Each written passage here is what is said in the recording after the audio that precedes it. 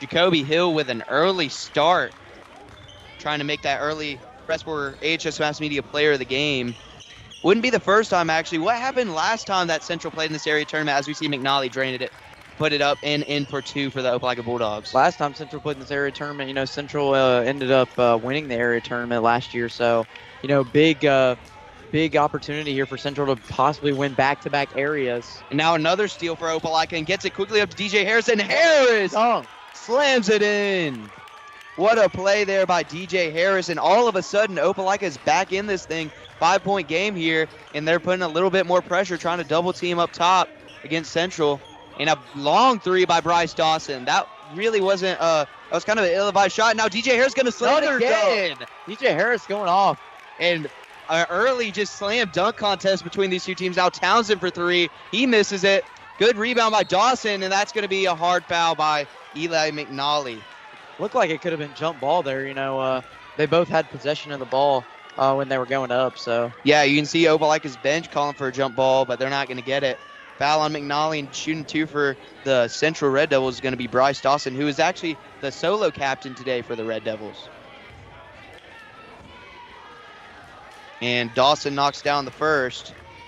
And, last time Central Red Devils went onto a court, it was a very close game. It was against Russell County, January 30th, 87-85 on the road. They came out with a win, though, and I'm pretty sure that was also another situation we saw kind of with Auburn High Benjamin Russell, where, they lost that game, was, not a lot of the starters playing, trying to save them up for area tournament because trying to get to the playoffs. Yeah. As you see Bryce Dawson make both free throws to extend this back to a 5-point game. JT Williams in the game now for Opelika, or for Central, so yeah, we'll see what he looks like out there, especially since he's a 9th grader. Yeah, and I mean, you look at Central and Auburn, two of the best teams in Alabama, but if either of them lose today, they don't go to the playoffs. And obviously the same goes for Opelika and Smith Station, so it is win or you're in today. Yeah, we saw that last night in the women's area tournament with Smith Station. Smith Station had a great record, and then they just ended up, not making the playoffs. They ended up finishing the season 14-5. Yeah, and Corday Wright unable to make it there. And actually into the game for Central is JT Williams. Jatori Williams goes by JT. We've actually commentated him a couple of times, but not for varsity, for JV. Yeah. And so he's making the step up today. Big game for him. I think they're just trying to get more size inside for an Opelika team that's really full of guards. Yeah, not a lot of height there from Opelika, but they do have a lot of bounce, We've seen a few dunks from Opelika tonight. Yeah, they do have Justin Holloway, who is 6'5", but he does play guard and forward. Some good defense here by the Bulldogs as Jacoby Hill up top calling a play. Going to receive a screen here by Tyjor Cooper. Oh, good. And he passes it out to a wide open Willie Townsend. He drains it.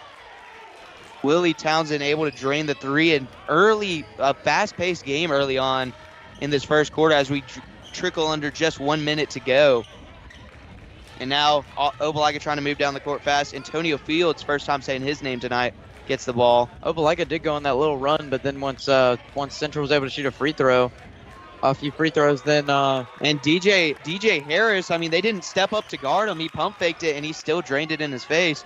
And so Opelika, really good job of weathering the storm. This Central team can score in bunches, but Opelika just not letting up in this first quarter. Now we see it's tipped and stolen away by Corday Wright. Wright one-on-one against Hill. Wright goes up and under and in. What a shot. What a layup there by Corday Wright. Now just a 3-point game as we go under 15 seconds to go here in the first quarter.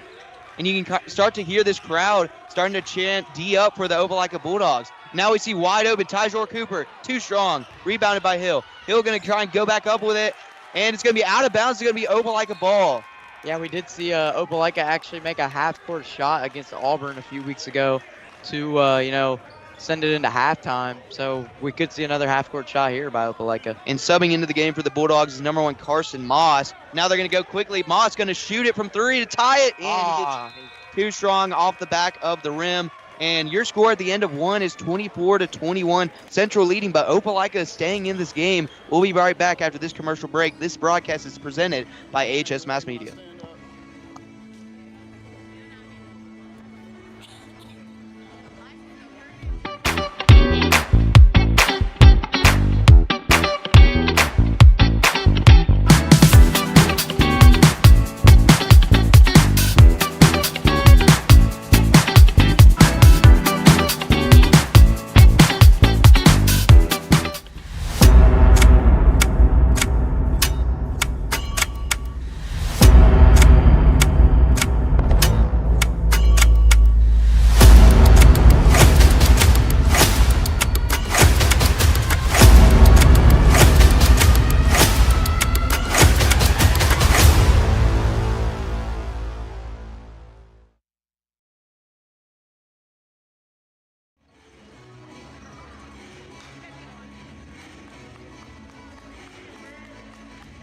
Welcome back to Auburn High School as we're getting started with the second quarter here. Central up, but only by 3. It looked like they were going to pull away early against this Opelika team, but Opelika able to hit some threes, able to slam down some dunks, and able to get back within this game. Yeah, we saw a potential chance at a buzzer beater last quarter, but just went in and out. And then right there, you saw Opelika early turnover. You can't do that to start the second quarter. You can't do that indeed. I mean, all the momentum was on the side of the Bulldogs, and just a terrible first offensive possession, just turning it over. And now Central, trying. This seems like it's going to be a high-scoring affair. I don't know about you, but I think this one could be decided in the 80s. Yeah, I mean, last night we did see the Auburn High women's team score 89 points. Yeah, exactly. We thought that one was going to go into triple digits. Yeah. But JT Williams unable to corral the rebound there, and it's going to go out of bounds, I think, off his foot. So it's going to be open like a ball. Yeah, he did body his way in there, but just wasn't able to corral it. And so bringing it up is DJ Harris, who's already had a great game so far for this Bulldogs team. And now he's stuck, and he just chucks it up. And now coming down the floor, but tripping. That's number 10, Ty Morgan. And it's going to be Central is able to get a timeout. So good play there by Coach Burkett for the Red Devils, able to get the timeout there because they were scrambling. It's going to be a 30-second timeout. We're going to keep it here. Early on in this game, who are some of the top scorers for both of these teams? I feel like DJ Harris for the Bulldogs is going to be one of them. Yeah, right now DJ Harris has 8 points actually in the game, so he's been playing really well, and also he had those fast break dunks that we saw early, and I think honestly he could be candidate for mass media player of the game. Yeah, if Opelika is able to come into this game and win it, it'd be not only a huge upset but a big thing for their program as they make it to the playoffs. I mean, it's mainly just been Central and Auburn the last couple of years because only 2 teams make it from each area, so this would be a huge win for the Bulldogs. And that ad you just saw there was for play callers, which actually won. I know Taylor mentioned it a little bit the other day, but actually won the award for best high school podcast in the state of Alabama, as you're going to see a charge there by JT Williams. But on Spotify, on Apple Podcasts, go listen to play callers. We interview a coach every week, and just go listen to it. Obviously, some people are enjoying it as it got best podcast in Alabama. Yep. And so bringing it up for the Bulldogs is DJ Harris. Yeah, and if you didn't see there, Williams he came out of the game for the Red Devils. Obviously some frustration. It's his first game on varsity this season, so has been struggling early, and we'll see later on in the game if he can get back in sync. Some physical play in between Gregory Mason and Ty Morgan right there, or excuse me, Jackson Freeman and Ty Morgan. Opelika gonna pass the ball in here after it went out of bounds off a Central player. Still only a 3-point game in the first 2 minutes. And trying to get it inside, and Freeman trying to pass it back out. Ball's being bobbled around, and now Central ends up with it. Now going fast, alley-oop to Jack Jones. Jones with a slam dunk alley-oop. Yeah, big dunk there for Jones. So now Harris bringing it up. Guarded right now by Tyjor Cooper. Harris going to drive inside, spin move, passes it back out to That's going to be Fields, and Fields is unable to make it, but it's almost stolen away there by Carson Moss. And Moss thought he got fouled, clearly upset, but they're going to give it to the Central Red Devils. Yeah, Harris, that was a good pass a minute ago, spin move pass to his teammate there, and he almost was able to get an assist off of that. So now Ty Morgan with it, guarded by Fields. Has it inside to Jacoby Hill. Hill double teamed, able to break out of it. Yeah, it looks like Opelika's defensive game plan here is to just double team the guy at the top of the key. Yeah, so now Ty Morgan with it, passes it inside quickly to Hill, and another alley-oop. That's the third of the game to Jack Jones. I mean, they're just taking advantage. Obviously, you can kind of tell Central with a bit of a size advantage over the Bulldogs, as you can see by all their alley-oop dunks. Yeah, well, not much of a size advantage here. Their tallest player out there is Jacoby Hill, obviously, but other than that, they don't really have any height out there. There's like a lot of guards like Opelika has. A lot of guards, but all those guards are about, like 6'3", 6'4". Yeah. So it's like height all around, whereas, Opelika has some of those players like, a Brady McNally who's 5'8" and stuff like that. Yeah, Jacoby Hill, Jacoby Hill, I would say, is about 6'5". He looks like it from where we're sitting right now. And Freeman with a nice drive, but unable to lay it in. And now it's rebounded by Dawson. Now Hill bringing it up the court for the Red Devils. Now inside to Jones. And Jones is just having a field day inside the paint. Yeah, Jones already, he could be another candidate for mass media player of the game, you know. Already a couple early on. Yeah. And so now Harris bringing it up, and we've already seen a 6-0 run to start the second quarter here. And the question is, can Opelika just withstand the storm here and stay within this game? And that's going to be another turnover on the Bulldogs, and it's going to be Central ball. Yeah, that was Brady McNally. He turned the ball over, so a lot of frustration shown too after 5 seconds in the lane. You know, you can't do that.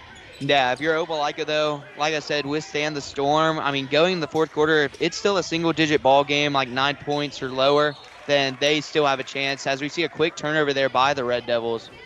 And so Opelika going to get the ball right back. Yeah, I think like we talked early in the game, I think this will be a big battle. Like it will be a very close game. Yeah, 3 points into the second quarter, though, and Opelika still hasn't made a shot. So let's see if they can finally break the ice here. Holloway with it. Yeah, almost made a shot earlier, but, you know, in and out, just like the end of the first quarter.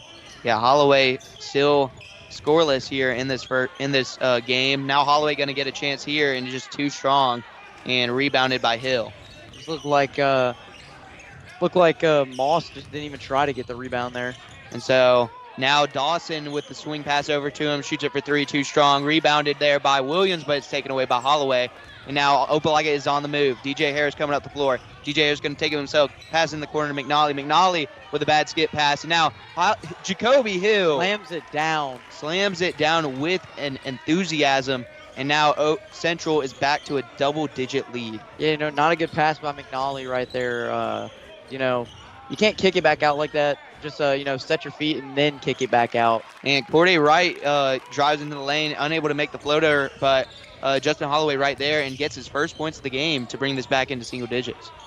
Now Dawson in the corner for three, and he thought he got fouled, but looked like it to me. Yeah, got hammered. I guess no call, and so now Opelika with a chance to try and bring this within a two-score game. Yeah, here's Harris. He's going to drive in.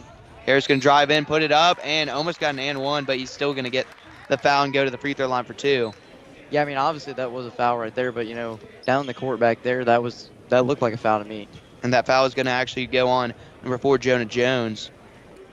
And so DJ Harris try and make both at the free throw line to get his team within 7 points, and he makes the first. Friendly roll. Coming in for the Bulldogs is going to be number 24, Eli McNally, as well as coming in for the Red Devils is going to be number 10, Ty Morgan.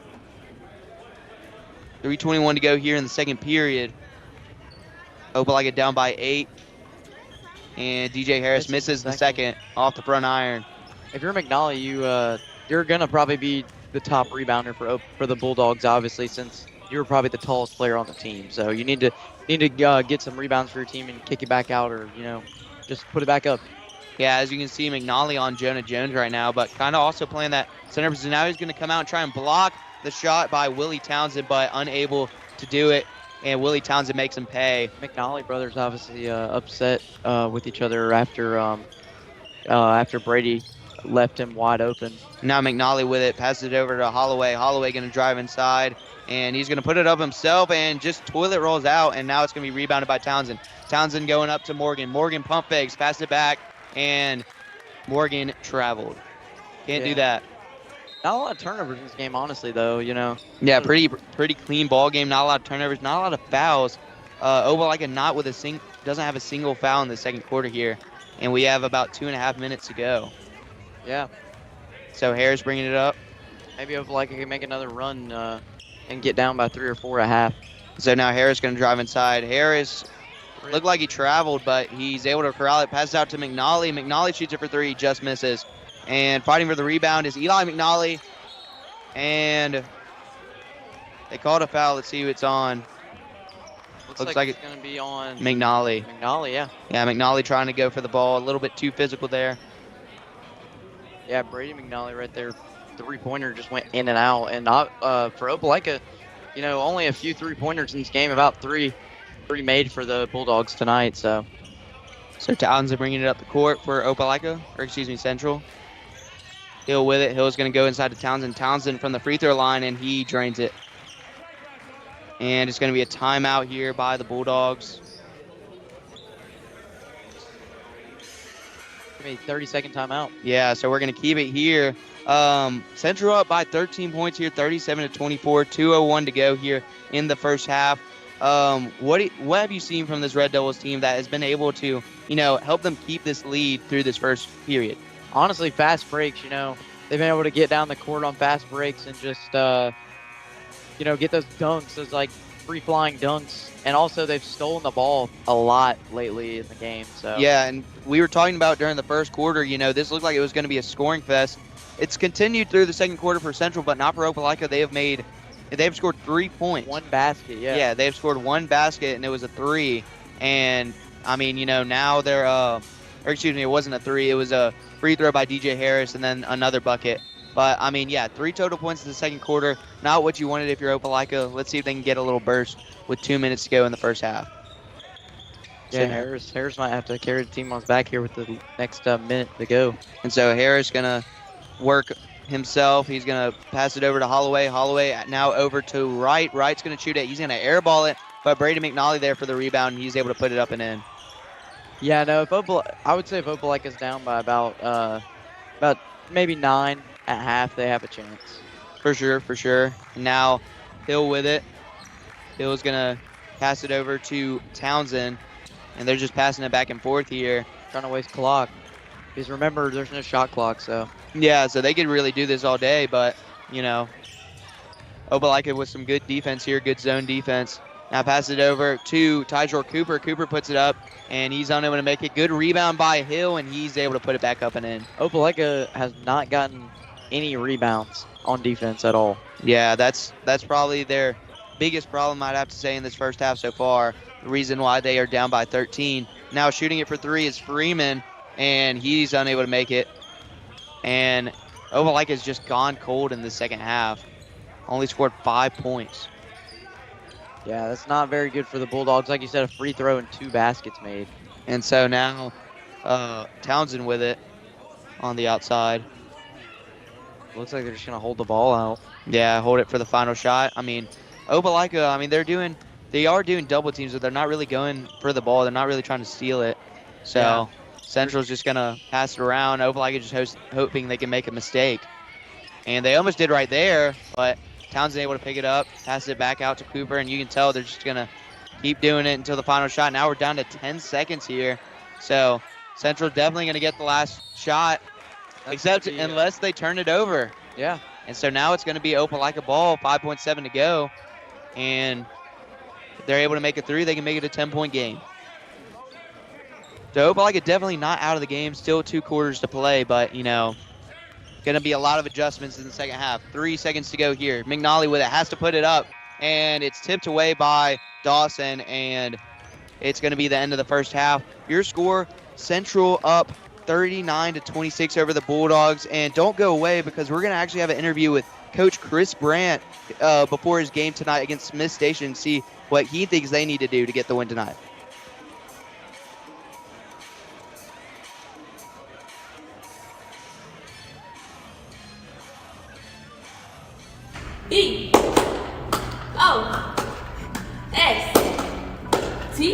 BOSTON. BOSTON. Buy a Boston butt, buy you one now. Buy a Boston butt before they sell out. BOSTON. BOSTON.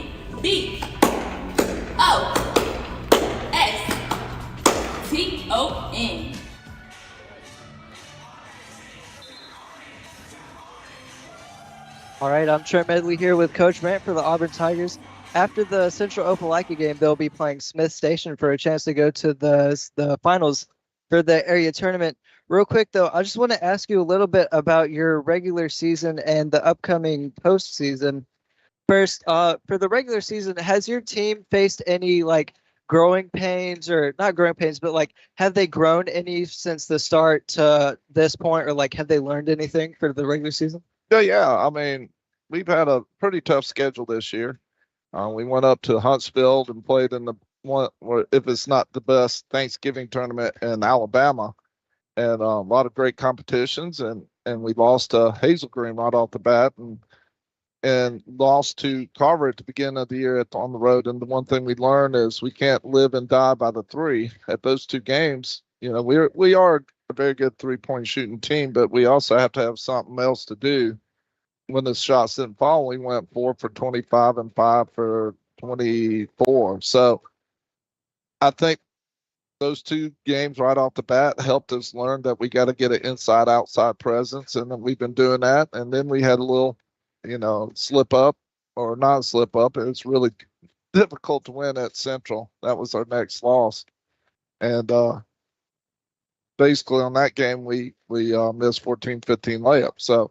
And then last, we lost not too long ago to Benjamin Russell, and it was kind of the same situation. Just, very good atmosphere. They're very good at home, and we just came out flat. So hopefully this will all prepare us, the games that we played, the wins, the losses, and we just play the way we've been playing and control the tempo. Hopefully we'll be fine. All right.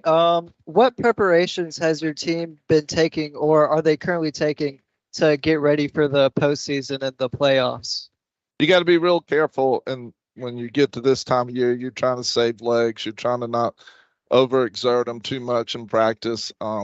So we're basically going pretty short practices, but we are pretty intense on what we're doing and trying to knock it out real fast. But going over details of what teams are doing to us and what we need to do against them.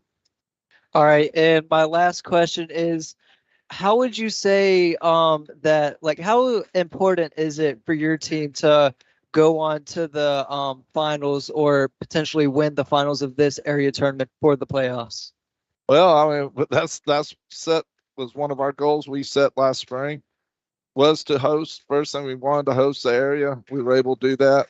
Second is to make it to the finals, but we have to take care of business tonight against Smith Station. They have nothing to lose. They're going to come after us, and we're just going to have to withstand whatever they put out against us. And hopefully we're blessed enough to make it to the area championship. And then if we can win tonight, no matter win or loss, we move on into the playoffs. So that was our second goal. So we got all these goals in place as a team that we set, and we're just taking them one game at a time. All right. That'll be good. Thank you. Good luck for your game. Thank you.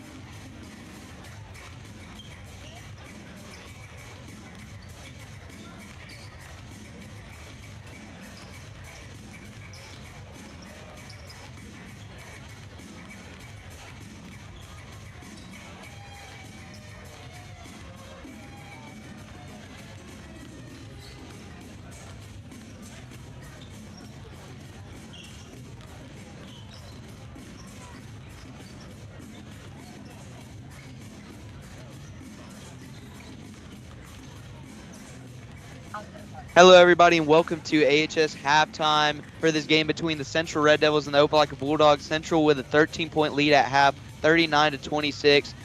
What have you seen from both these teams, in this first half?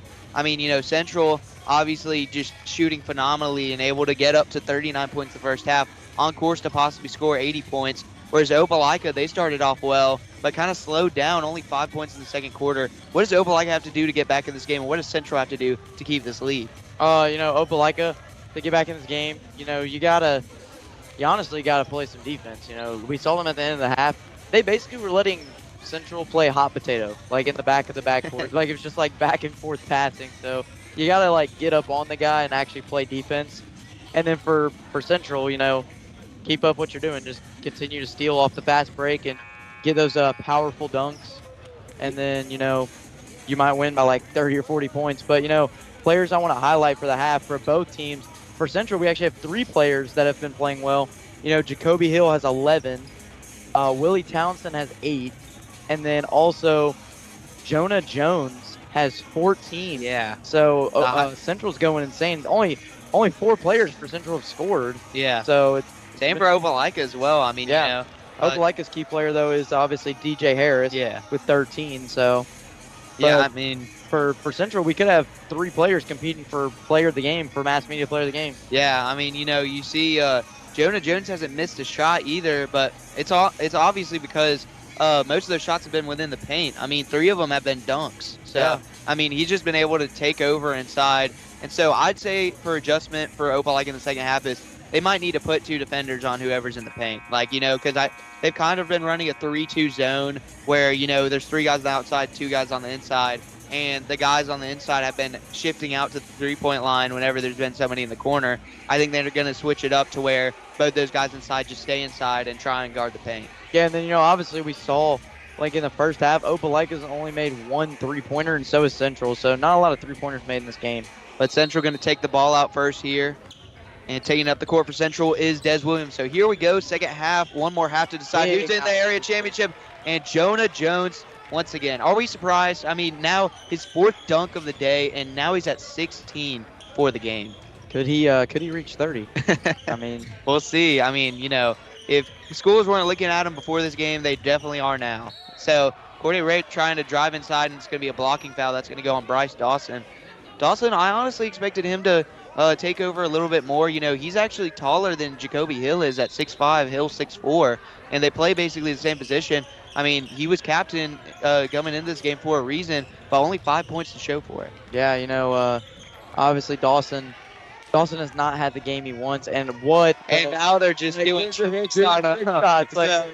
As we see an alley-oop from off the backboard by Hill to Dawson after the steal against Opelika, but DJ Harris able to come back and score quickly for Opelika. Now if you're Opelika, you need to score to just stay in the game. I don't know if you saw that there, but that was an incredible spin move. Literally looked like Jordan Poole out there. That was insane. And then the alley-oop layup, not a dunk, but still impressive. And now Harris going in on Hill. Harris going to go up and in. Harris doing it all himself so far. Yeah, I know. Literally carrying this team right now. Harris, I believe, with 17 points now in the game. Yeah, I would say he would be competing for mass media player of the game, but, yeah, it doesn't losing. Yeah, exactly. So now Central with it, and Townsend and Williams tossing it back and forth. Now Hill from about the free throw line, kind of the post area, able to score there. Now it's going to be a timeout here taken by Opelika. It's a full timeout, so we're going to send it to a quick commercial break. You're watching the area tournament, the 2024 7A Area 4 tournament presented by AHS Mass Media.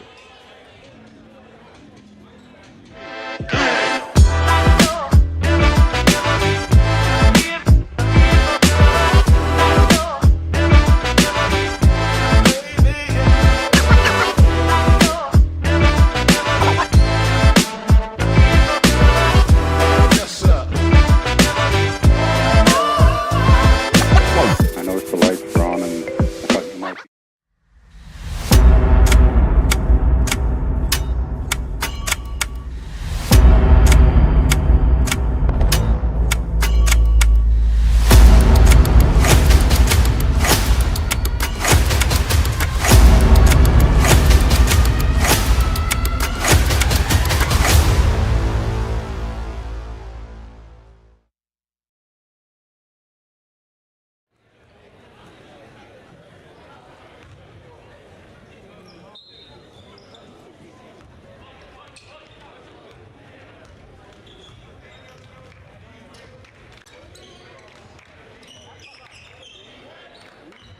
over the Opelika Bulldogs. And now we see McNally wide open for three, and he's able to He drain makes it. 3 there. And Opelika might need some more of that in the second half if they want to get back in this thing.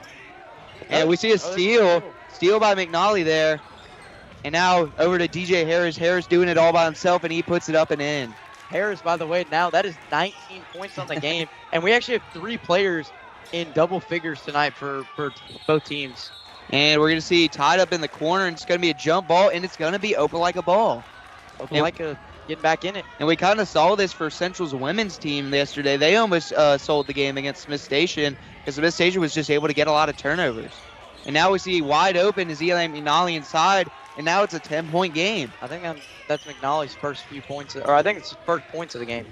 And so right out of the timeout, Opelika able to get a 7-0 run. And now they're kind of pressing. Central able to break it. And now Hill's going to settle down for the Red Devils. No, he's going to drive in himself. Hill going to put it up on his right hand, and he's able to put it up and in. Hill has 20 now. 20 points for Jacoby Hill. And this game's still got a quarter to go. And so now McNally with it. McNally for 3, and he is starting to heat up. Third 3 of the game for Brady McNally. That is his strong suit, although there's going to be kind of a bad foul there by DJ Harris. Just reached in and smacked the arm of Jacoby Hill. And so it's going to remain Central ball. Yeah, McNally and Harris this quarter are actually carrying the team right now. You know, McNally already has 2 threes made, and Harris already has 4 baskets made. Yeah, and this, third quarter kind of representing the first half a little bit as Central was able to pull away and Opelika able to get back in it. Now quickly over to Dawson. Wow. Dawson almost slammed it home, but Harris able to knock it out of his hands, but he did catch his wrist. And so it's going to be 2 shots for Bryce Dawson.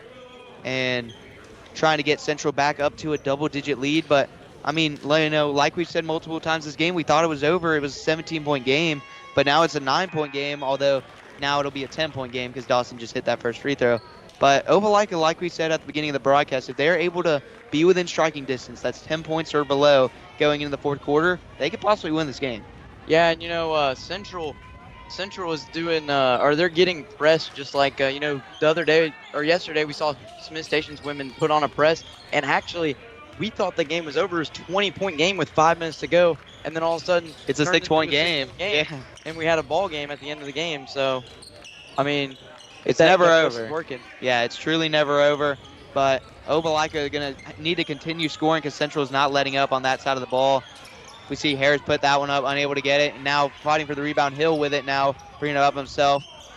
Passes it inside to Dawson. Dawson back over to Hill. Hill puts it up, and it's tipped away by McNally. You don't see that often. McNally with the block. And now Harris going to drive it himself, puts it high off the backboard. And DJ Harris, have yourself a game. 21 points. Harris is get back in it with his team get back in it. He's getting back in the mass media player of the game category. Yeah, Harris definitely probably going to be the mass media player of the game if Opelika comes back.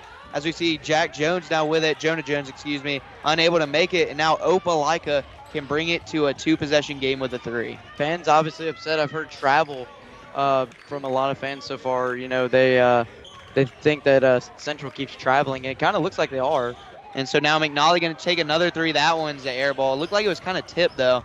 And now Central trying to go fast. Des Williams going to go inside on right and up and under. What a move. What a layup. What a move there by Des Williams. We saw that from Wright, who was guarding him, and Des Williams saying, whatever you do, I can do better. Yeah, I think we saw that earlier, like you said. Yeah, we saw that earlier, and that was a heck of a layup, but nothing you can do there on defense.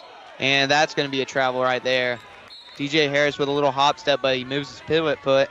Now coming in the game for the Red Devils is going to be Tyjor Cooper and Ty Morgan.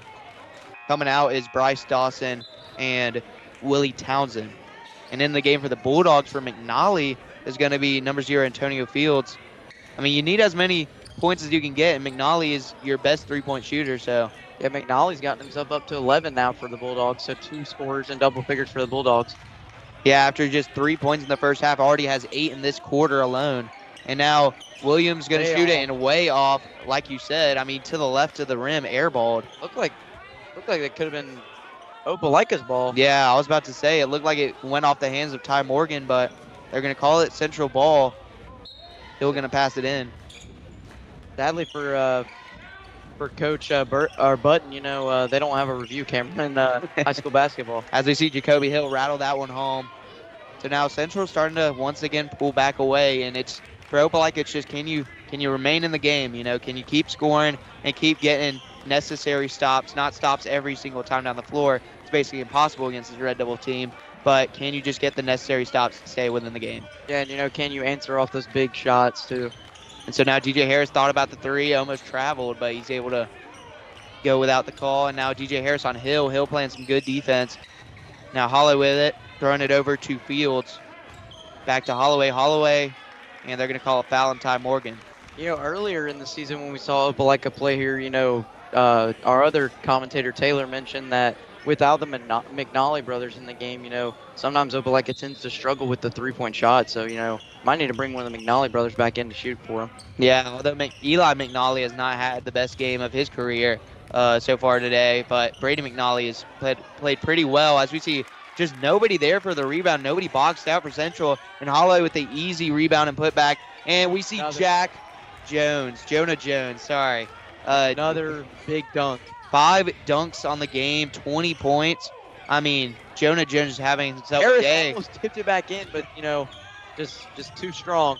So now Central trying to get it back up to a 50-point game, and a nice steal by Wright. Now DJ Harris looking to slam it home. Another dunk for Harris. I think it's 3 on the game today. And that got the crowd back in it now. You can hear this is kind of, I'd say 70-30 in terms of Opelika versus Central. And now, guess who? It's a dunk contest. Guess who? It's a dunk Jonah contest. Jones with the alley-oop from Jacoby Hill. And now we're seeing a little bit of a double team on Justin Holloway. Holloway going to try and join it, and he's just going to lay it up. Nice play. He was kind of off balance. Yeah, so far it's going back and forth between a 13-point game and an 11-point game. And let's see if they can get a stop. Like I said, necessary stops. And trying to go for his 7th alley-oop dunk of the game. Bad call there by the official. And they're going to change it there. Yeah. Looked like it was that was a bad call there. Yeah. 100% looked like it was off the shoulder of Jonah Jones, but they're going to get it right and change it to the Opelika ball. But like I said, this crowd, mostly Opelika, some Central fans, but mostly Opelika as they are closer to Auburn High School. Now DJ Harris going to go in the corner to right back up to Holloway. Holloway thought about it. Now he's going to shoot it too strong. In and out. And that is not Justin Holloway's strong suit. We saw at the end of the first quarter he took a shot, and it basically did the same thing, in and out. But he's not a great three-point shooter. Look for him to drive from now on. And as we see, Townsend goes inside for a floater. Yeah, already 61-48, high-scoring game already, and it's still about 1 minute to go in this third quarter.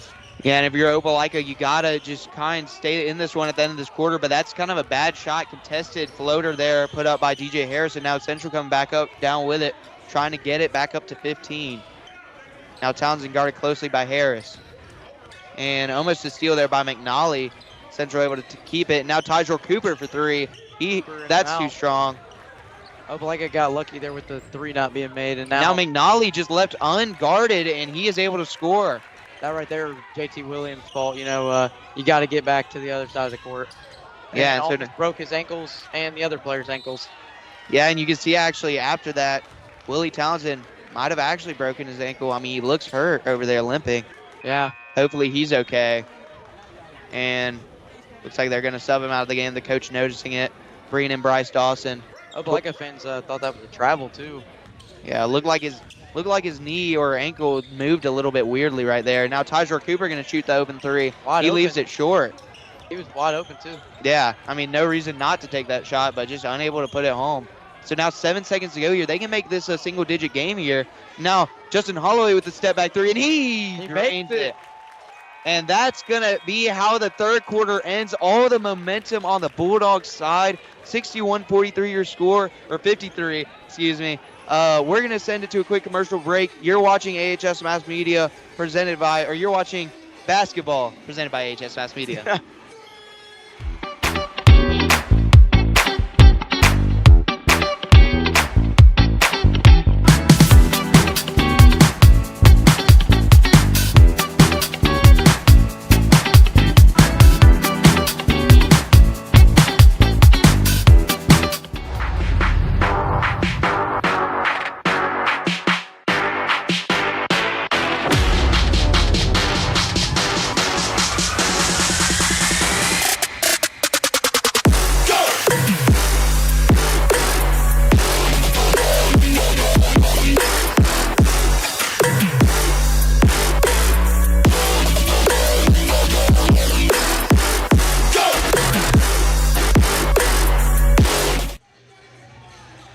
Hello and welcome back to Auburn High School. Entering the fourth quarter, the final period, 8 minutes to decide whose season stays alive here in the 7A Area 4 tournament, who is able to punch their ticket to the area championship next Tuesday.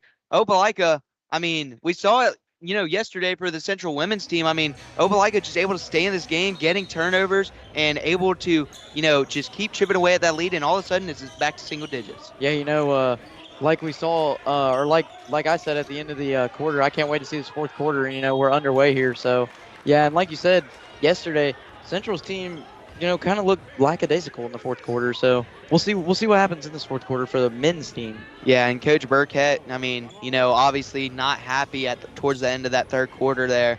Although Jonah Jones able to draw a foul there and able to go to the line for 2 at the start of this fourth quarter. Yeah, we actually looked, and for Opelika, DJ Harris has 23 points. Yeah. And then for Central, they have 4 players in double figures. So, yeah, DJ Harris trying to just put his team on his back as the team captain, but, they're going to need to get some stops and score here in the fourth quarter. Yeah, it looks like Central's going to do a little pressure at the top of the key. Yeah, Bryce Dawson guarding up, and now McNally with a guarded 3, and it's just in and out. That was a good shot there by McNally. Yeah, you usually say, oh, that's too long and too guarded, but with McNally, you don't. But right there, Ty Morgan joining the three-point contest, able to score from the corner. Yeah, that really hurts Opelika that they missed that 3, because that would have put them down 7, and now they're down 13 after. Yeah, Central made the 3. That's a 6-point swing right there. The missed 3 and then the made 3 on the other end, and now McNally going inside, and he puts it up and not able to score. And now Opelika can feel it kind of slipping away here at the start of this fourth quarter. Hill going to spot up and shoot it, and he drains it. And timeout by Opelika. And right when you thought Opelika was getting back in it, an 8-0 run by the Central Red Devils to start this fourth quarter. And it's going to be a full timeout by Opelika. We're going to send to a quick commercial break, but don't go away because things are just heating up.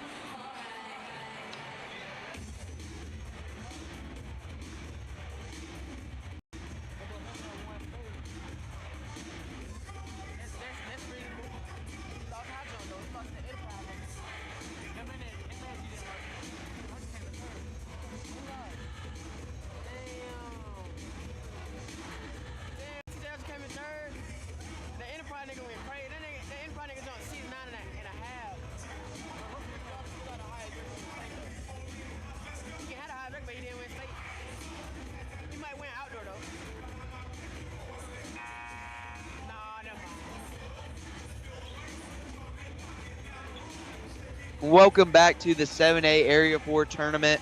And, we thought this would be, a very exciting fourth quarter, which if you're a Central fan, it has. But, Opelika just, giving up an 8-0 run to start the fourth quarter. And now odds are stacked against you. They're going to need to score and score fast here. Yeah, you got to start making some threes if you're Opelika. As we see a 3 right there, Corday Wright, and that one hits the back of the rim and out, and now it's rebounded by Townsend, and Townsend trying to go fast, and it's tipped away, and Corday Wright got it, and it gets tipped by, that's number 11, Jabari Walker, first time saying his name tonight. Central going with some new faces here in the fourth quarter. Yeah, and I think Jabari Walker, I think he's actually I'm pretty sure he's in 9th grade, actually. Jabari Walker is actually a senior. Senior. Big difference, but, Jabari Walker, a little bit more experience, and he's fresh. He's fresh right now. He hasn't played yet today. We didn't see him play in the Auburn game, at all. And we see that's going to be a foul there. And Wright gets up limping, actually. See him hopping on his right foot there. And he is in some pain right there, going down hard on the drive.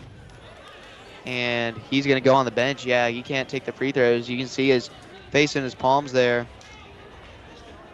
Hopefully Corday Wright is able to re-enter the game. And so taking the free throws for Opelika is going to be number 0, Antonio Fields, the junior guard.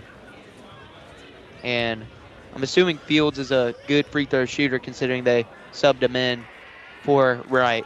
And he's able to drain the first.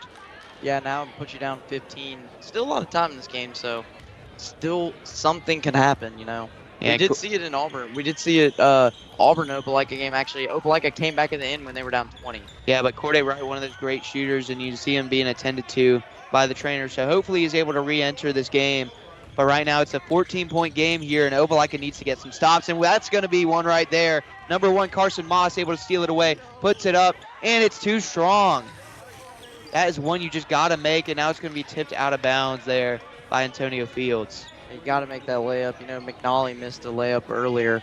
That really hurt, and Hart's again there missing that one. So now Opelika, and that's going to be an immediate foul there on Carson Moss.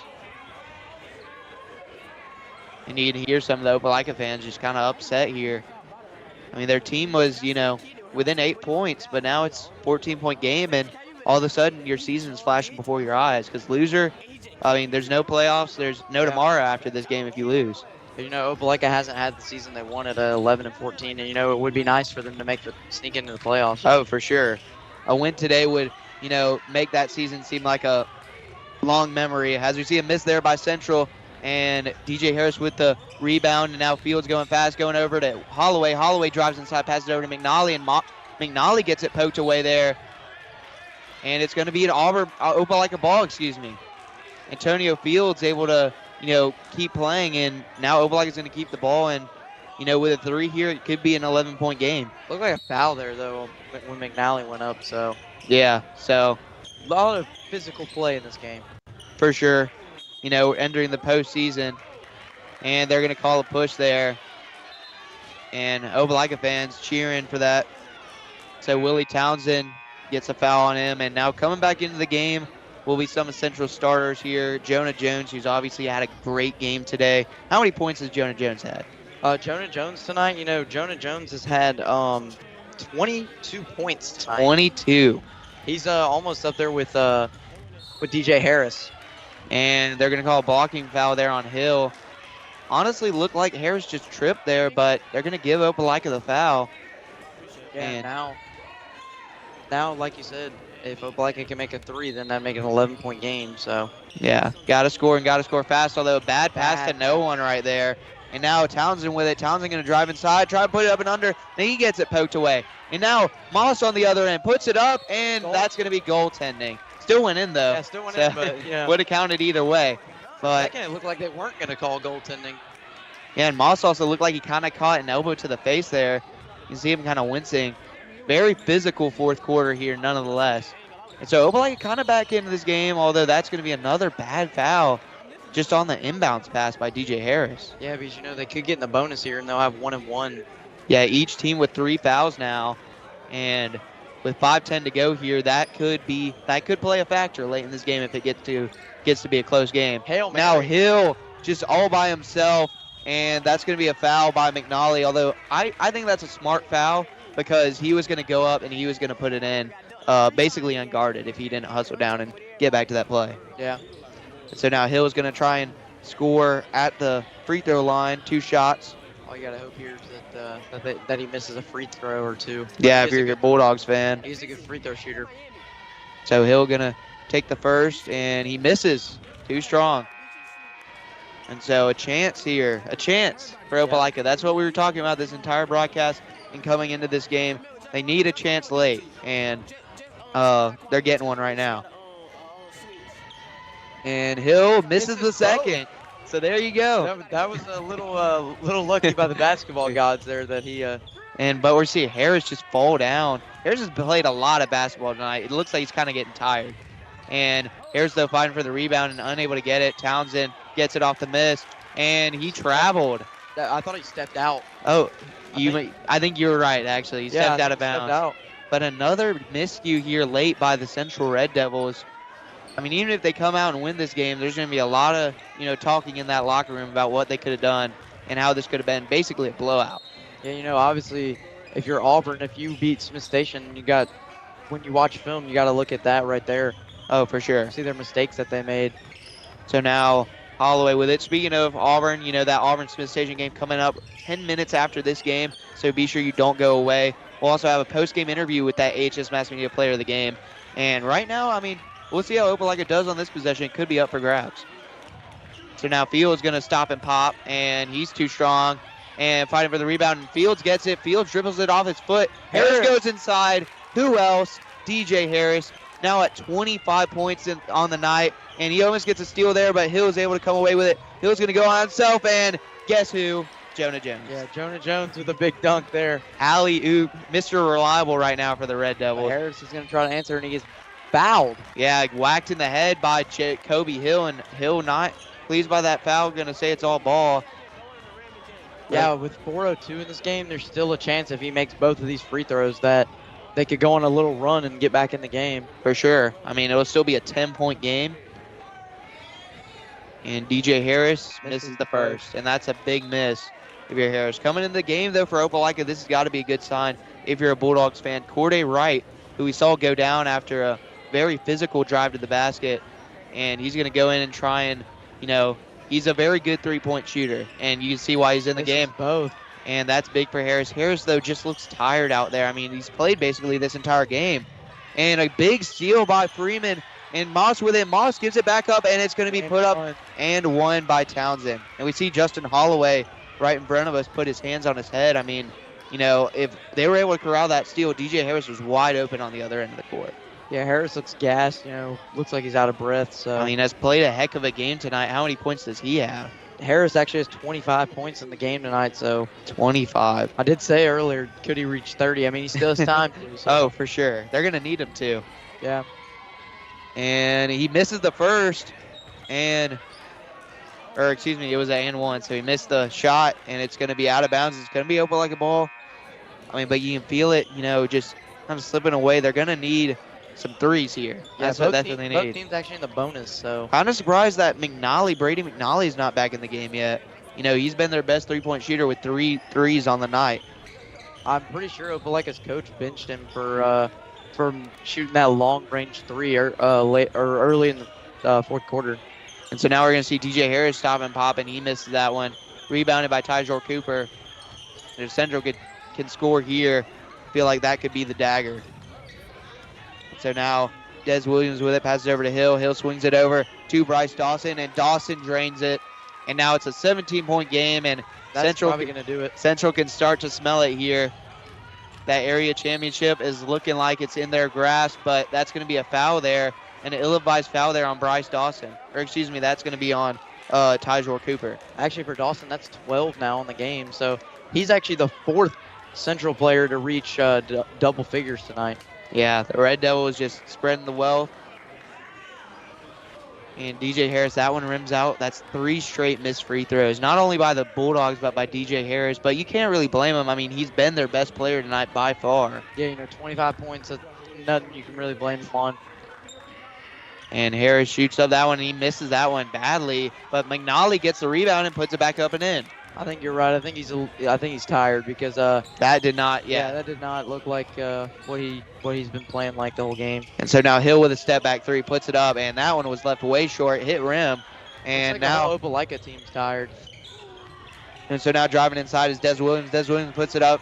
Another rebound by the Red Devils. Des Williams puts it back up, and that's going to be a foul there on McNally. And McNally very upset there. Looked like he went straight up, but Des Williams was very smart there, kind of pump faked and made him lose just a little bit and able to draw the foul. Looks like now this would make it a 17-point game again. If he makes both, and that one, first one rims out. So that's the thing with Opelika. If they can make some free throws and make some shots in this quarter. Oh, they're in it. 8 to 6 point or 6 to 8 point game right now. And now we see coming back in for the Bulldogs is Brady McNally.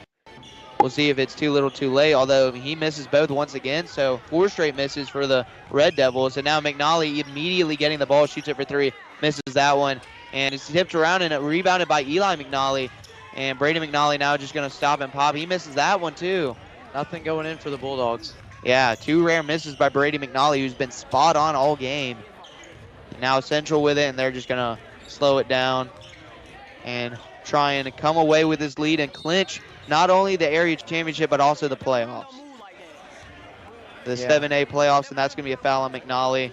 And going to the line for 2 is Jonah Jones, who, just doing everything for Central tonight. Jonah Jones, I'm pretty sure he has 24 on the game now. 24 on the game. And so he seems like almost a lock now for AHS Mass Media Player of the Game. And interviewing him will be that handsome fella y'all saw at halftime, Trent Medley, who interviewed Coach Brandt. And we'll talk to him about clinching not only the area championship but also the 7A playoffs for a Central team that made it all the way to the semifinals last year. Entered in, as we see Jonah Jones hitting both, now at 26 on the night. And don't forget, next game we'll be commentating too for the Auburn versus Smith Station game. So stay tuned for that. Yes, it'll be the same crew, me and Reese, once again on the call. Now Corday Wright driving in on Bryce Dawson. And now Jackson Freeman going to go up, and he gets absolutely denied. Just when you think Jonah Jones couldn't have a better performance, he gets a block. And that basically put a statement on this game. And they're going to call another foul on Brady McNally. And with 2 minutes to go here, it's looking like it's going to be Central versus the winner of Auburn versus Smith Station on Tuesday. That game will be at 6:30 right here on AHS Mass Media, only on AHS Mass Media's broadcast. You can also find, it on the radio. And but we see Des Williams hit the first there, and now it's an 18-point game.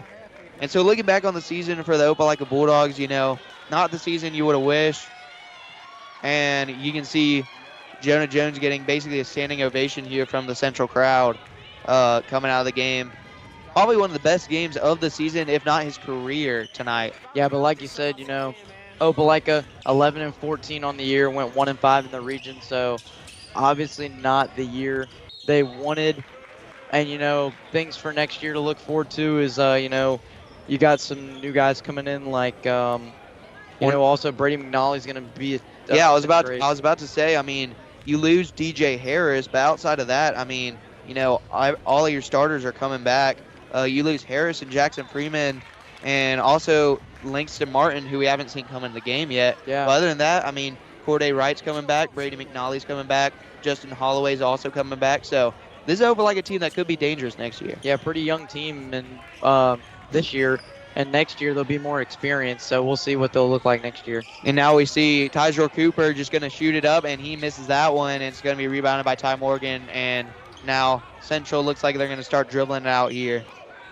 Yeah, if you're Central, you can hold the ball the whole, basically whole 1:36 to go. But yeah, we mentioned early on in this game, this game would probably be decided in the 80s.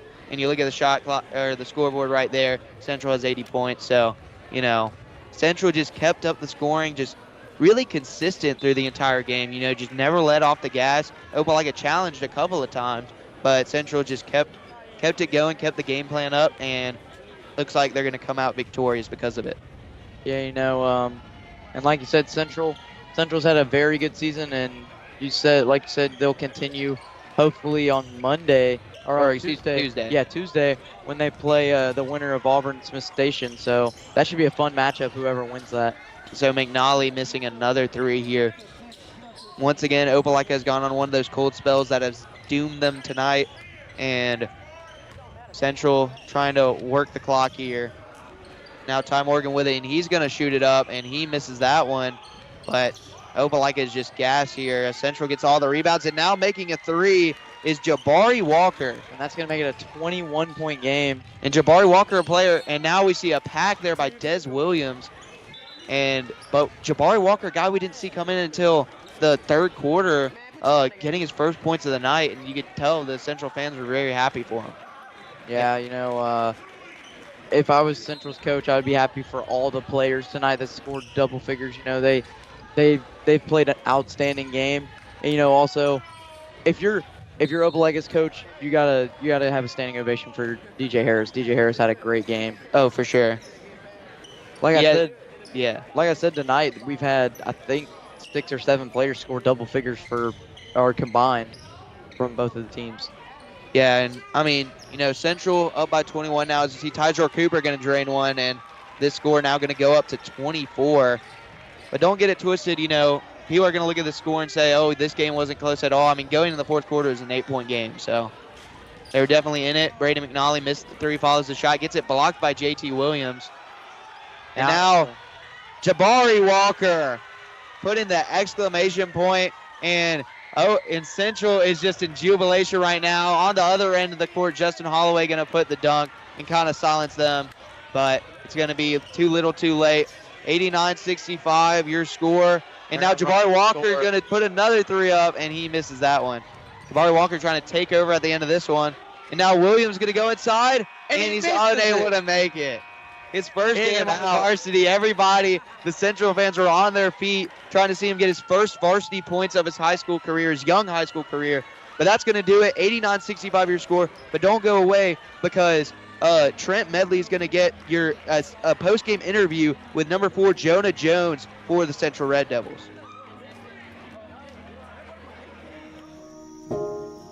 This is the story of a boy who didn't talk for a long time. The boy liked things to always be the same. Any changes would scare and upset him. The unknown was an unfriendly place. The boy was very sensitive to lights and sounds. So he built secret hiding places where they couldn't get in.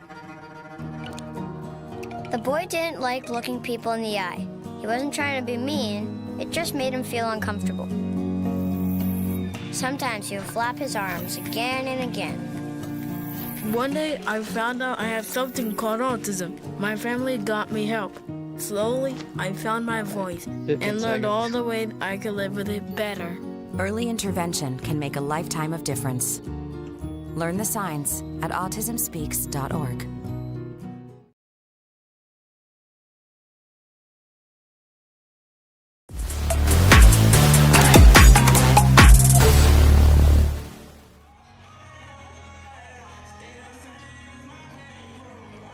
Hey guys, I'm Trent Medley here with Jonah Jones, number 4 shooting guard for the Central Red Devils.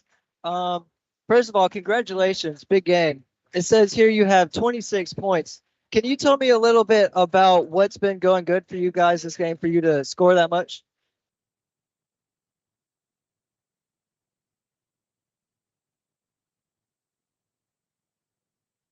All right, and can you tell me a little bit about how maybe this season has been different from previous seasons?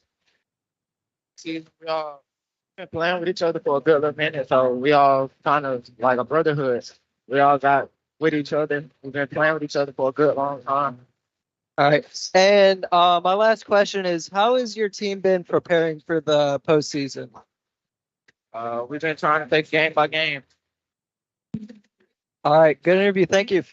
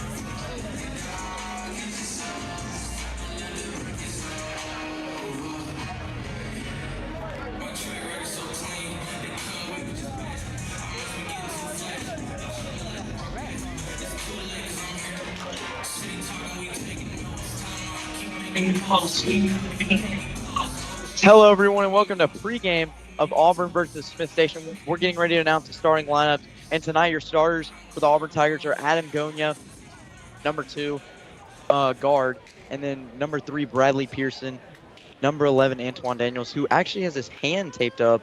We don't know why his hand is taped up, but we did see during the last game that his hand was getting taped up. Could be a minor injury. And then number 12 Tabari Allen, and number 33 Griffin McLean. And starters for Smith Station are Cameron Williams, Mikel Edmond, Hayden Shedrick, DeMarcus Thomas, and Ethan Schuford. And tonight, actually, Jordan Franklin needs 12 assists to beat the single season record, which is 160 assists in high school.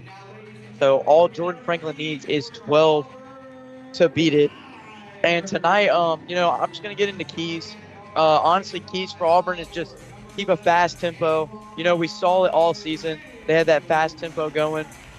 And, they were just able to win games pretty big. And that's why they're 23-5, so, and 5-1 in the region.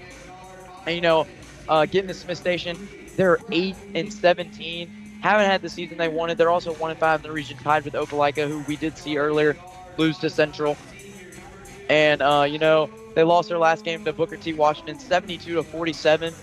So Smith Station's going to have a lot to do with this Auburn team who runs fast up and down the court. And, Smith Station's going to have to, pressure Auburn into giving the ball away and everything, and just forcing turnovers. And, Smith Station's got to make some shots. But that's going to do it for pregame. Me and my play-by-play announcer, Max Mesman, are about to join you in a second with the call in the game. I will be back in a few seconds with the tip. Hope you guys enjoy.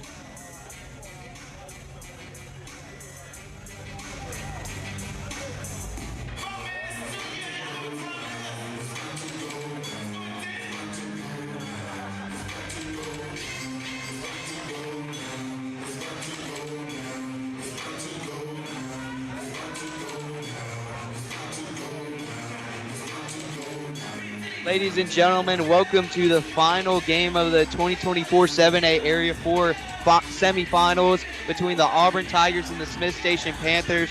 Coming to this game, the Tigers are 23-5 and the Panthers are 8-17. Reese on the call for your color commentator, and my name is Max Besman as the play-by-play analyst, and Auburn wins the tip. Tabari Allen with it on the outside, passes it over to Griffin McLean. And, like you mentioned to me early in the game, that Antoine Daniels does have that hand taped up, so could be a minor injury, but we'll see. Yeah, but he's still starting, so obviously Coach Brand confident that he can play. Now Allen misses the first. Antoine Daniels gets 2 rebounds, able to get it on the second, so looks like that wrist is not bothering him early.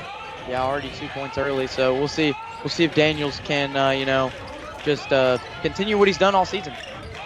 And now the Panthers with it. Driving inside, up and under, and that was a pretty layup there by number 0, Cameron Williams. That's the 3rd up and under layup we've seen this tournament so far for men's. And now Allen coming with it, guarded by number 10, DeMarcus Thomas. And he's going to pass it out to Pearson. Pearson near half court. They're going to step up to him. Pearson, a deadly 3-point shooter on the outside. Like I said pregame, I said the Tigers just need to keep that fast tempo that they play, so we'll see if the Tigers will do that tonight against Panthers. Yeah, so tied up early, and Smith Station doing a good job, able to slow down that offense, and they're going to, looks like that ball was, it's not tipped, and that's going to be a turnover. Yeah, already an early backcourt violation. You can't do that if you're the Tigers, especially against Smith Station, who does play a hard, heavy press, so we'll see. Yeah, and I feel like if you're the Panthers, that's your basically only chance today of coming out with what would be a huge upset, as the Panthers are 8-17, and last time they played in this arena against the Tigers, they lost by 20 plus. Yeah, and like I said pregame, they haven't had the season they wanted, lost to Booker T. Washington 72-47 last game, so, they gotta force turnovers like we saw a minute ago to keep the Tigers out of it. And they're going to pass it out, and it's going to be tipped away by Pearson, but it's going to go out of bounds, and it's going to be Smith Station ball. Passing it in for the Panthers will be Hayden Shedrick. And a steal by Pearson, and Pearson, he actually steps out of bounds. A little late call there. Yeah, it's a little bit late right there by the ref, but it's going to be Smith Station ball, and already you see 2 early turnovers by the Tigers. And if you're the Panthers, that's what you like to see. Early on, you want to try and turn the other team over and try and shake them up, especially if they have the home crowd. Yeah, bad shot there by the Panthers, but got the rebound. Yeah, rebound there, and just too much size in there for the Tigers. That was a big problem for the Panthers last game, although a big steal there by number 23, Ethan Shufford. And he is actually, he's the 2nd tallest guy on the court for the Panthers tonight is Shufford at 5'10". So, the Panthers are going to try and overcome that size differential. Yeah, it looks like so far Coach Ingersoll's drawn up a pretty good game plan. So now on the outside is number 0, Cameron Williams, guarded by Allen. Now back out to Hayden Shedrick. Shedrick back out in the corner, and that's a 3. That's going to be missed by Mikhail Edmond, but rebound by Shedrick. Shedrick puts it back up, and that misses. I knew there was a reason to be worried about the game tonight because, obviously the record, players look at the record and, if you see the weaker team in a tournament, you're like, oh, yeah, we can beat them. But obviously, you got to play your best to beat them, Yeah, number 10, DeMarcus Thomas with the foul on Griffin McLean right there. But, early on, you see Smith Station get some open looks and just not able to, put them in the basket. Yeah, now shot about 2 threes so far. Yeah, so Griffin McLean going to shoot the first, and he makes it. And that's something you got to, do early on if you're the Smith Station Panthers. You got to be able to hit the open shots when you get them because they're not going to come often, as this Auburn team has a very good defense. Yeah, McLean's going to shoot the second one here. Makes it. Drains it. So now 4-2 your score here. Auburn up by 2. 5:16 to go here in the first quarter. Coming in the game early is Jordan Franklin. That 12 to beat the assist record. Yeah. I'm sure you talked about that in the pregame. Sure And now it's going to be out of bounds, and it's going to be Auburn ball. Or no, it's going to be stay with the Panthers. Excuse me. Yeah, it was off on Pearson. He tried to save the ball, but just couldn't save it there. So now passing it in for the Panthers is going to be Edmond. Edmond back out to Shedrick, guarded by Gonia. Yeah, Smith Station's not moving at all. They're just kind of staying there. So now Shedrick going to drive in himself. He puts it up and unable to make it, but gets his own rebound. And a bad job of boxing out by the Tigers, and Coach Brandt is not happy. Now Franklin coming inside. He gets bumped, and he puts it up and not able to make it. And foul on the floor. Yeah, you can see Coach Ingersoll, kind of upsetting the foul, kind of chipping at the refs. Although I kind of like, because we've commentated, Auburn Smith Station before, and I like the way Coach Ingersoll coaches, I mean, he's not wearing anything flashy. He's wearing a Nike athletic shirt, And some Air Forces. And some Air Forces. So very young coach, and you can see he's very active on the sidelines right now in a squat. As we see him miss there, but a rebound by Jordan Franklin. Now Tabari Allen with it, and he's going to get fouled.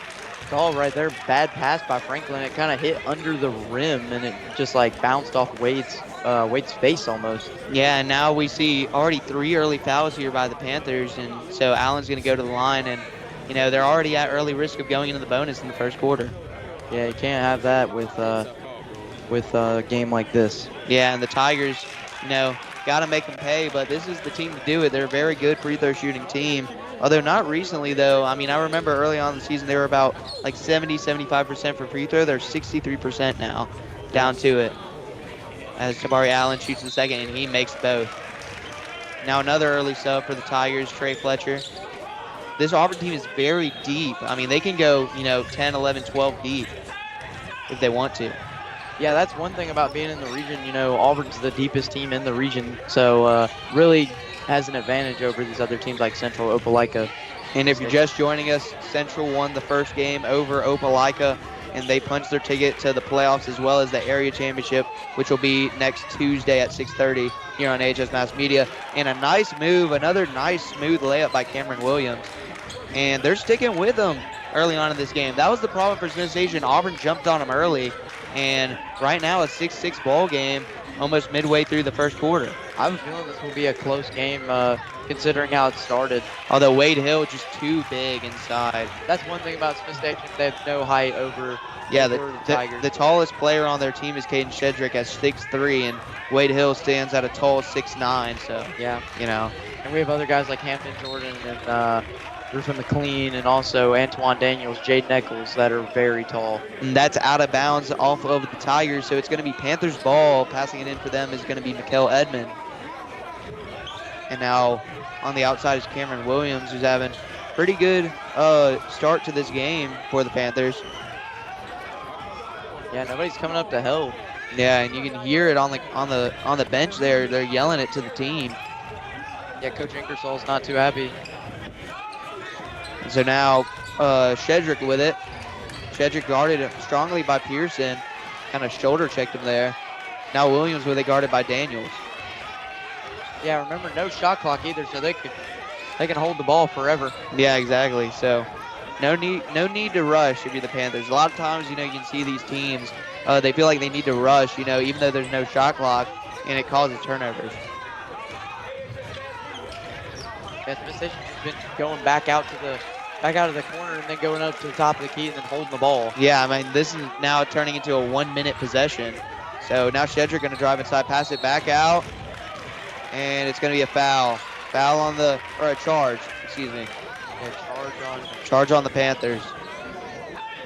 But, I think it's kind of interesting, though, because with the no shot clock, it almost makes teams want to rush because it's like, do I go slow or do I go fast? Because, at the college basketball level, you need to go relatively fast, with 24 seconds on the shot clock. But, I mean, at the high school level, I mean, you can hold it all game or you can score as fast as you want. So. And I think they need to probably reconsider that rule, maybe start making shot clocks because you need to give guys experience. So now out of bounds, that's tipped off the hand of Hayden Shedrick. Shedrick almost with the steal, but it's going to remain Auburn ball. Yeah, the winner of this game does play Central, so it should be a fun matchup, whoever plays Central. Yeah, and And Auburn already in the bonus as Smith Station has 4 fouls. So any foul on the Panthers and the Tigers are going to the line. They're actually in bonus plus. Yeah, well, that's also a new rule here in all of Alabama high school sports that there's no bonus, like regular bonus, in women's basketball and men's basketball. As soon as you hit 4 fouls, it's automatically bonus plus. No more 1-on-1. Didn't know that rule. So, yeah, the more you know. So, Hayden Shedrick bringing it up, guarded by Tabari Allen. And now over to Cameron Williams. And Williams being guarded by the 6'9" Wade Hill. Williams standing at 5'10", basically a foot difference. Now they're going to go inside, and Body's falling on the ground. Unable to make the shot, but he gets his rebound, and he's going to be fouled by Wade Hill. Station making it a little tough here for the Tigers early. Oh, for sure. I mean, Coach Brent not happy at all. He slammed his towel down on the ground. Yeah, as good as, Auburn has been all season. I mean, 23-5 right now, first in the area. If they lose this game, it's over. Yeah. And right there, you see number 21. He's actually not on our roster for tonight. So yeah, and that'd be very disappointing for. I would assume it's Carmelo Williams, but I'm not sure. So yeah, but like I was saying, that would be very disappointing for the Tigers. The season they've had to lose to Smith Station and then not make the playoffs. And so Carmelo Williams is able to make the second free throw. Now Trey Fletcher to bring it out for the Tigers. And now it's a tie ball game once again.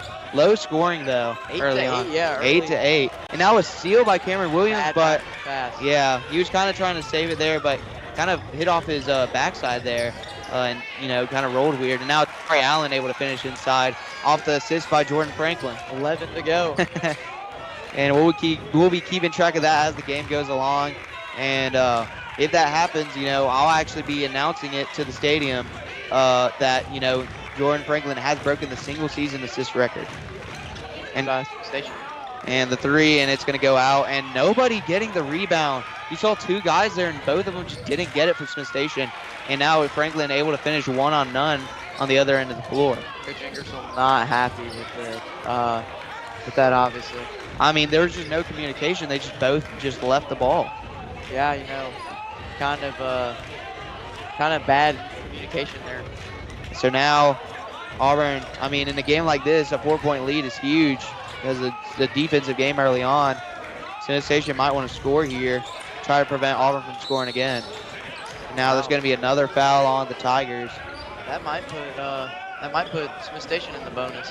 No, actually it is 1 foul. I thought there was way more fouls than that. Actually, the second foul on Auburn. Reese having a little bit trouble calling the fouls on the game. Yeah. Smith Station with it here. 30 seconds to go here in the first quarter. I think if you're Smith Station, honestly, you might want to hold this to the last shot. Oh, wide open under the basket. They didn't see it. So now putting it up is Shedrick, and Shedrick is guarded and he makes it. Staring at Wade Hill. talking a little smack to the 6'9" Wade Hill. So now bringing it up the court here is Allen.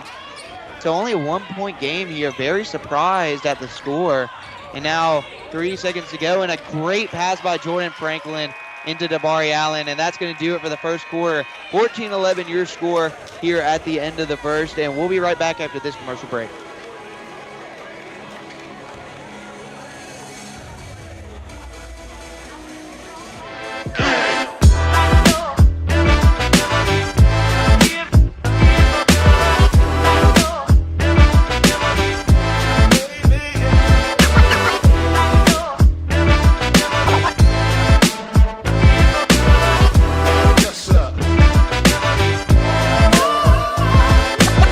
I noticed the lights were on and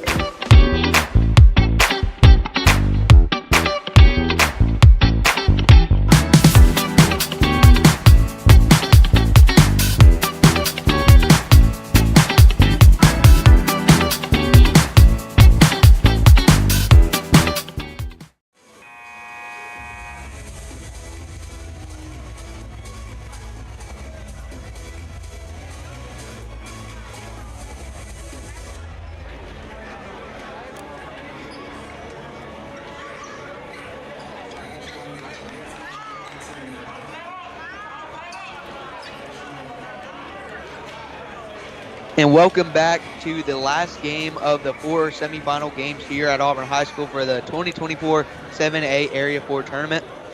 Both of these teams vying for a spot in the area championship this upcoming Tuesday at 6:30. Also fighting to keep their season alive, and in a game that we thought, Auburn was going to run away with it. I mean, Smith Station has kept it close, and it's a 3-point game. Yeah, it's actually surprising. Like you said, we were talking about at the break. We were talking about how surprising it is, and we were afraid Auburn, if they don't lock in, they might lose. Yeah, we are Auburn High School students, if y'all weren't aware. So this would be heartbreaking to say the least if Auburn High School is not able to come out with this win. The Central fan plays on our downfall. And so now Smith Station moving the ball around really well here. And it looks like they're just moving faster than Auburn. Cameron Williams shoots that one up, unable to make it. Carmelo Williams able to get the rebound, passes it up, but it's stolen away by the Tigers. And now we're going to see a blocking foul there on Caden Shedrick. A little ticky-tack foul, because that kind of looked like he lost the ball, and they just gave him the call there. And so now Auburn with the ball again for the first time here in the second quarter. But I mean, on the one hand, it'd be very heartbreaking for the Tigers to lose this game. Smith Station, it would be like absolutely, they would be jubilant. They might storm the court. I mean, they'd be 9-17 and headed to the playoffs and the championship. So I mean, big implications for this game. Gonya driving to his left, gonna toss it back out to wide open Bradley Pearson, and just rims out. And a rebound there by Carmelo Williams. Yeah, I've noticed that Smith Station's actually playing faster than the Tigers are. Yeah, exactly. I mean, they are smaller in size, but they're a little bit quicker than Auburn is, with a lot of guards out there.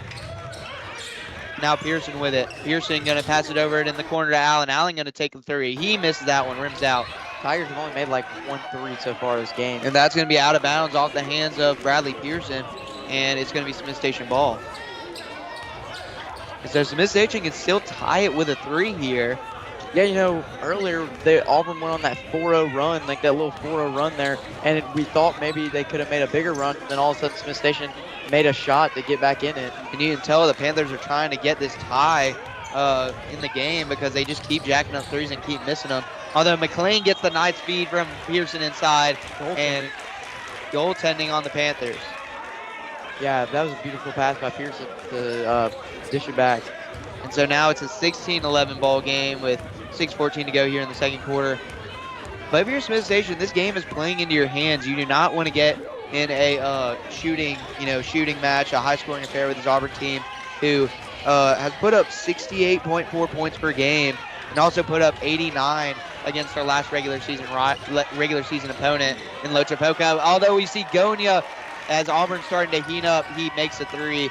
Now if you're the Panthers, you can start to feel it kind of pull away. But, like we said for Opelika many times in that first game, in that Central game, it would always get to a 15-point game, but then they would be able to respond. Let's see if Smith Station can respond here. The problem with Smith Station, though, is they hold the ball a lot, so they need to start moving around. Yeah. In a Smith Station game plan, an 8-point lead is very hard to come back from. So now Williams with it, passes it back out to Carmelo Williams. Now Shedrick going to shoot it for 3, and he leaves it short, and it's rebounded by McLean. And Daniel's trying to corral it. He gets it over to Gonya. Gonya going to pass it inside to McLean, and some great passing here from Auburn, but McLean just not able to finish here, and it's rebounded by the Panthers. Yeah, Panthers are staying in it, but have not scored a point this quarter yet, so.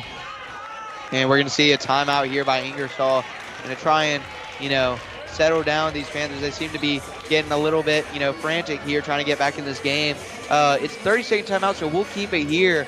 At a 19-11 point game, 4:58 to go here in the second quarter. What does Smith Station have to do to keep this game within range going to halftime or possibly get the lead? Go fast tempo, but you can't just sit there and let the clock run. You got to just drive the ball in or try to shoot threes, which they haven't made many so far this game, but you got to try.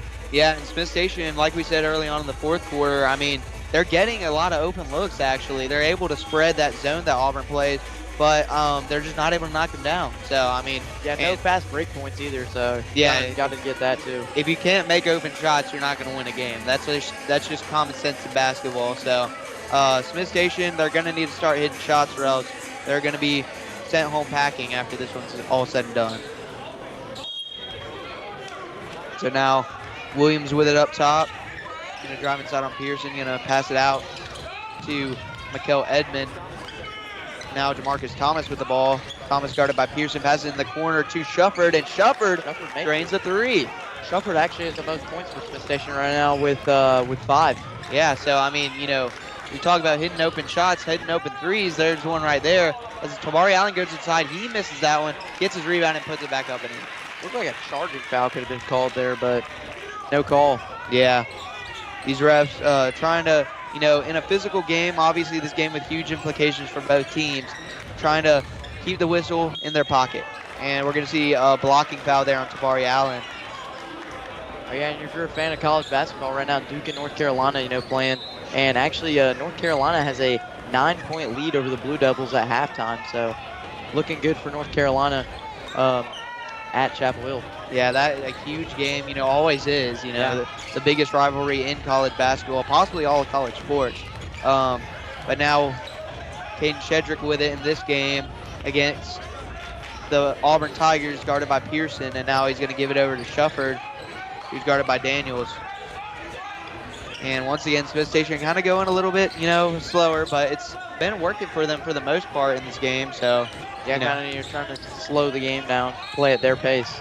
For sure. There's a foul. Second foul on Auburn in the quarter. Yeah, second foul on this possession.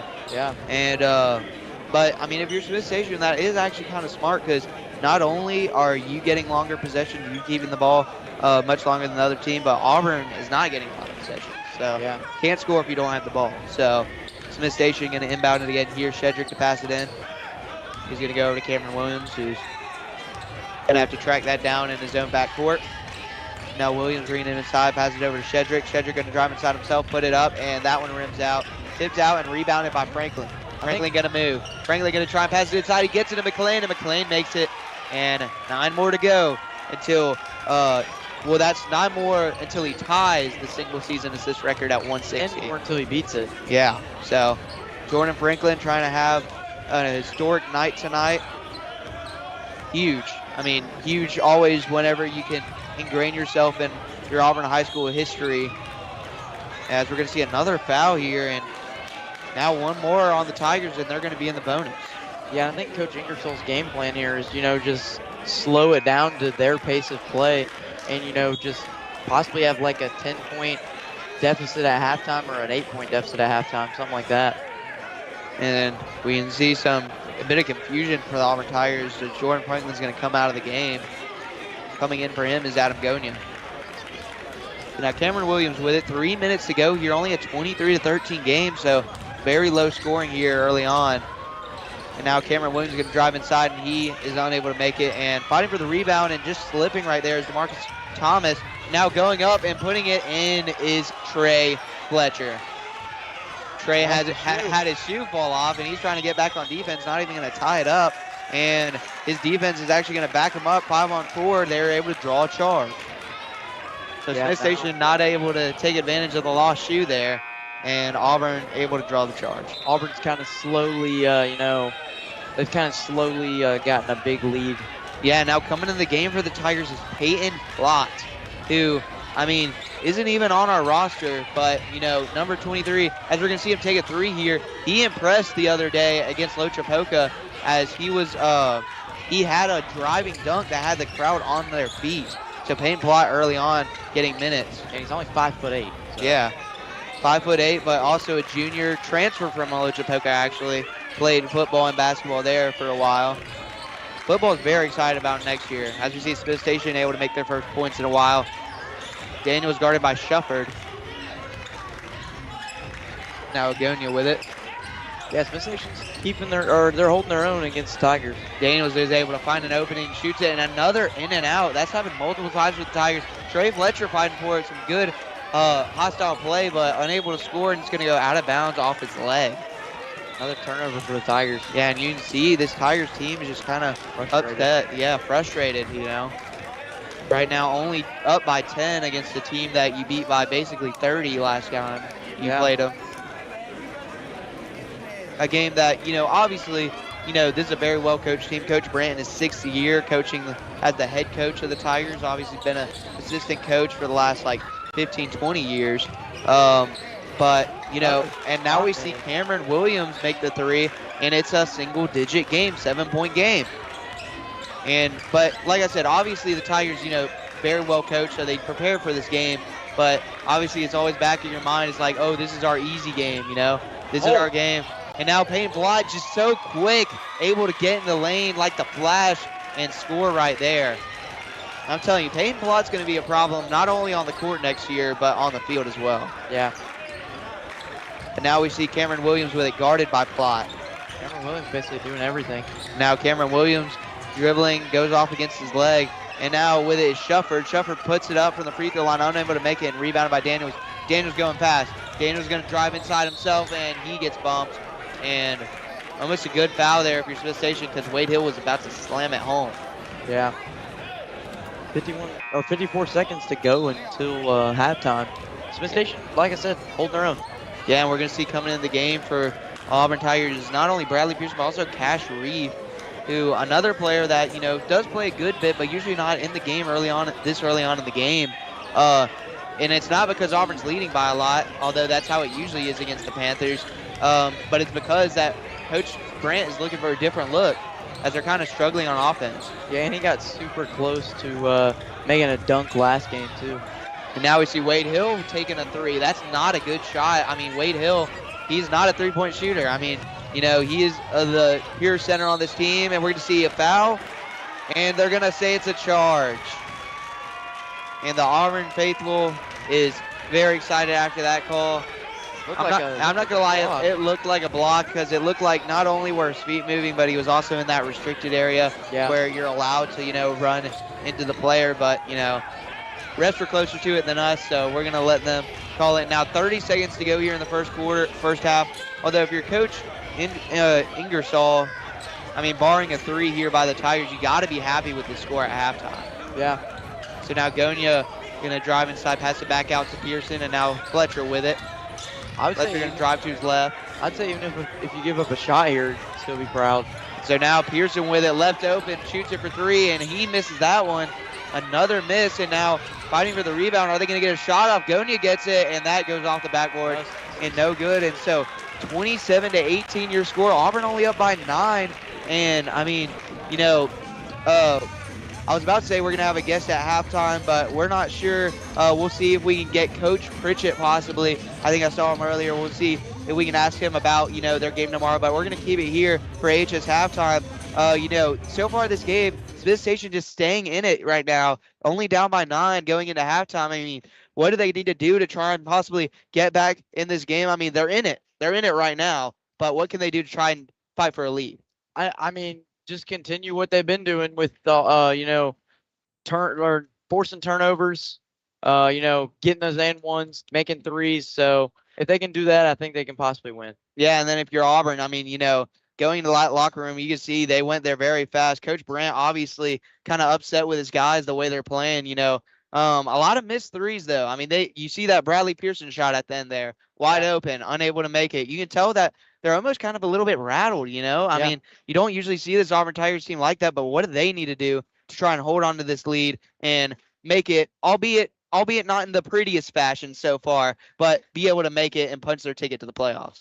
I would say probably just, keep up what they were doing in the first half, just kind of change some things. Like, get back to they kind of weren't playing the pace that they usually play. Mm-hmm. Kind of seemed like they were playing Smith, like, I think Coach Ingersoll wanted Auburn to play Smith Station's gameplay, like it's slow pace, and that's what they've done. Like you said, they haven't really made the shots they usually make. Yeah, only 27-18 point at halftime.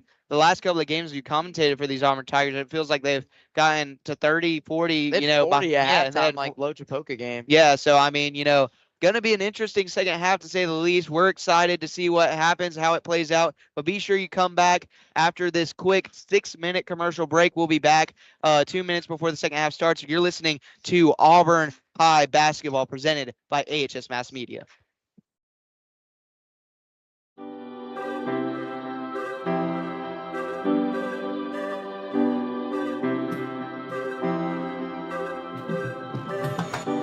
You can't tell how someone feels just by looking at them or what they share online.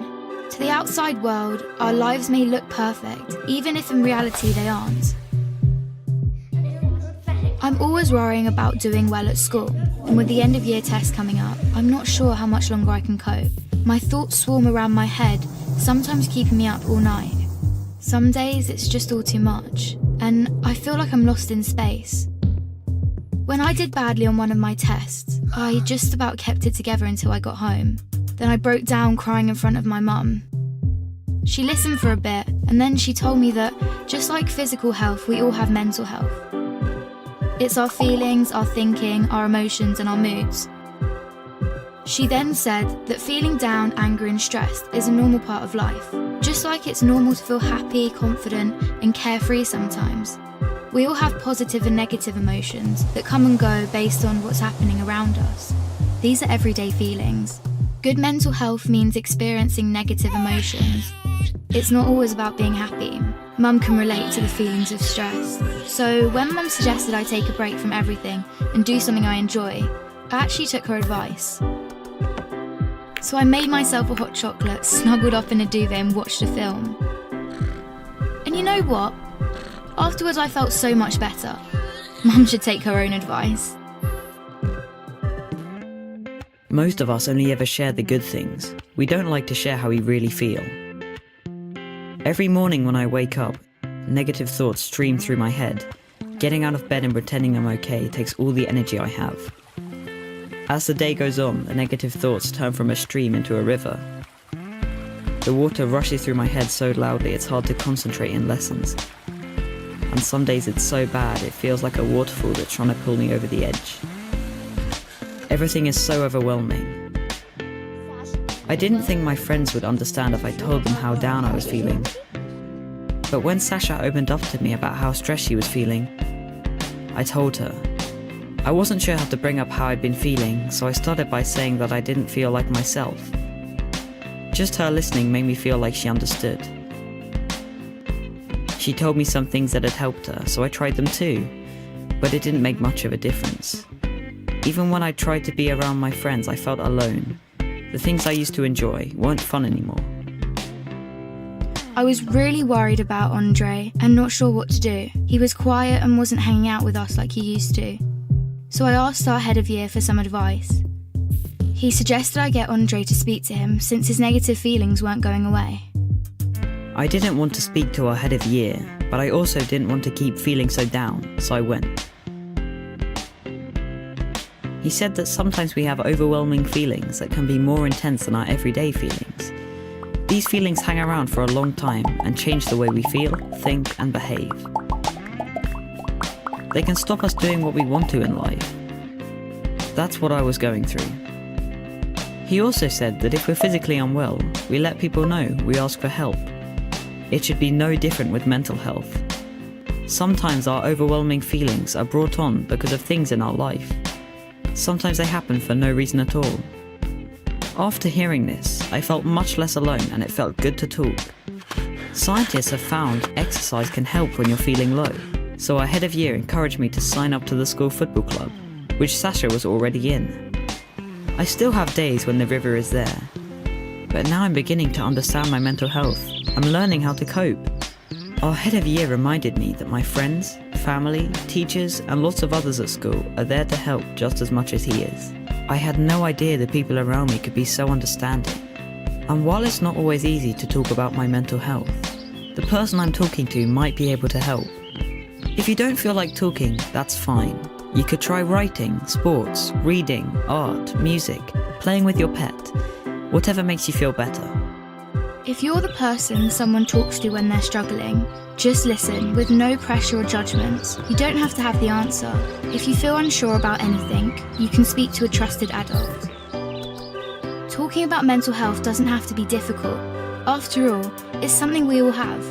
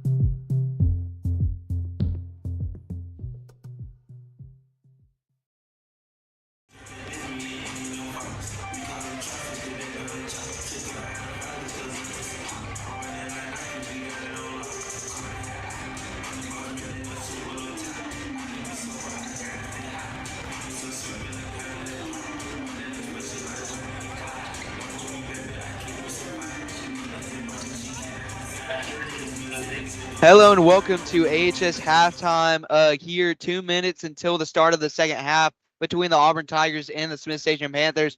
Auburn, if you're just now joining us, only up by 9, 27-18 over a Smith Station team who they blew out the last time they played them. Yeah. And this Smith Station team, I mean, they haven't had a. Let's just be honest, they haven't had a good season. 8-17 coming into this game, 1-5 in the region, the 4 seed. While Auburn 23-5 and 5-1 on the season. And Smith Station also, you'd think, oh, maybe they carried momentum, had a big win at the end of the season. No, they lost 72-47 against Booker T. Washington. So, I mean, I don't know what's going so right for the Panthers and how are they in this game. I think, like I said before we took a break, I think it was I think honestly it's just the pace of the game. I think they've been able to slow the Tigers down, and maybe Coach Ingersoll's going to continue to do that in the second half. And if he does, I think Smith Station has a chance to upset the Tigers. I mean, we'll see. Yeah, and coming out of the locker room, I could tell that the Auburn Tigers are, kind of upset with their performance so far, and they probably said some strong words in that locker room. You probably heard some strong language in that locker room that we can't say here on the broadcast. But I mean, what do they have to do to, come away with, like I said at the end of the first half, what wouldn't be their prettiest win, but what would be a playoff ceiling, championship ceiling win? I mean, they got to play their pace again. We've always seen them as a fast-paced team, and I feel like every coach in the Southeast, like for high school, always does that fast-paced play. Copied off probably Auburn head coach Bruce Pearl, and yeah, just got to win. So. Yeah, I think they just got to pull it together and just get a win.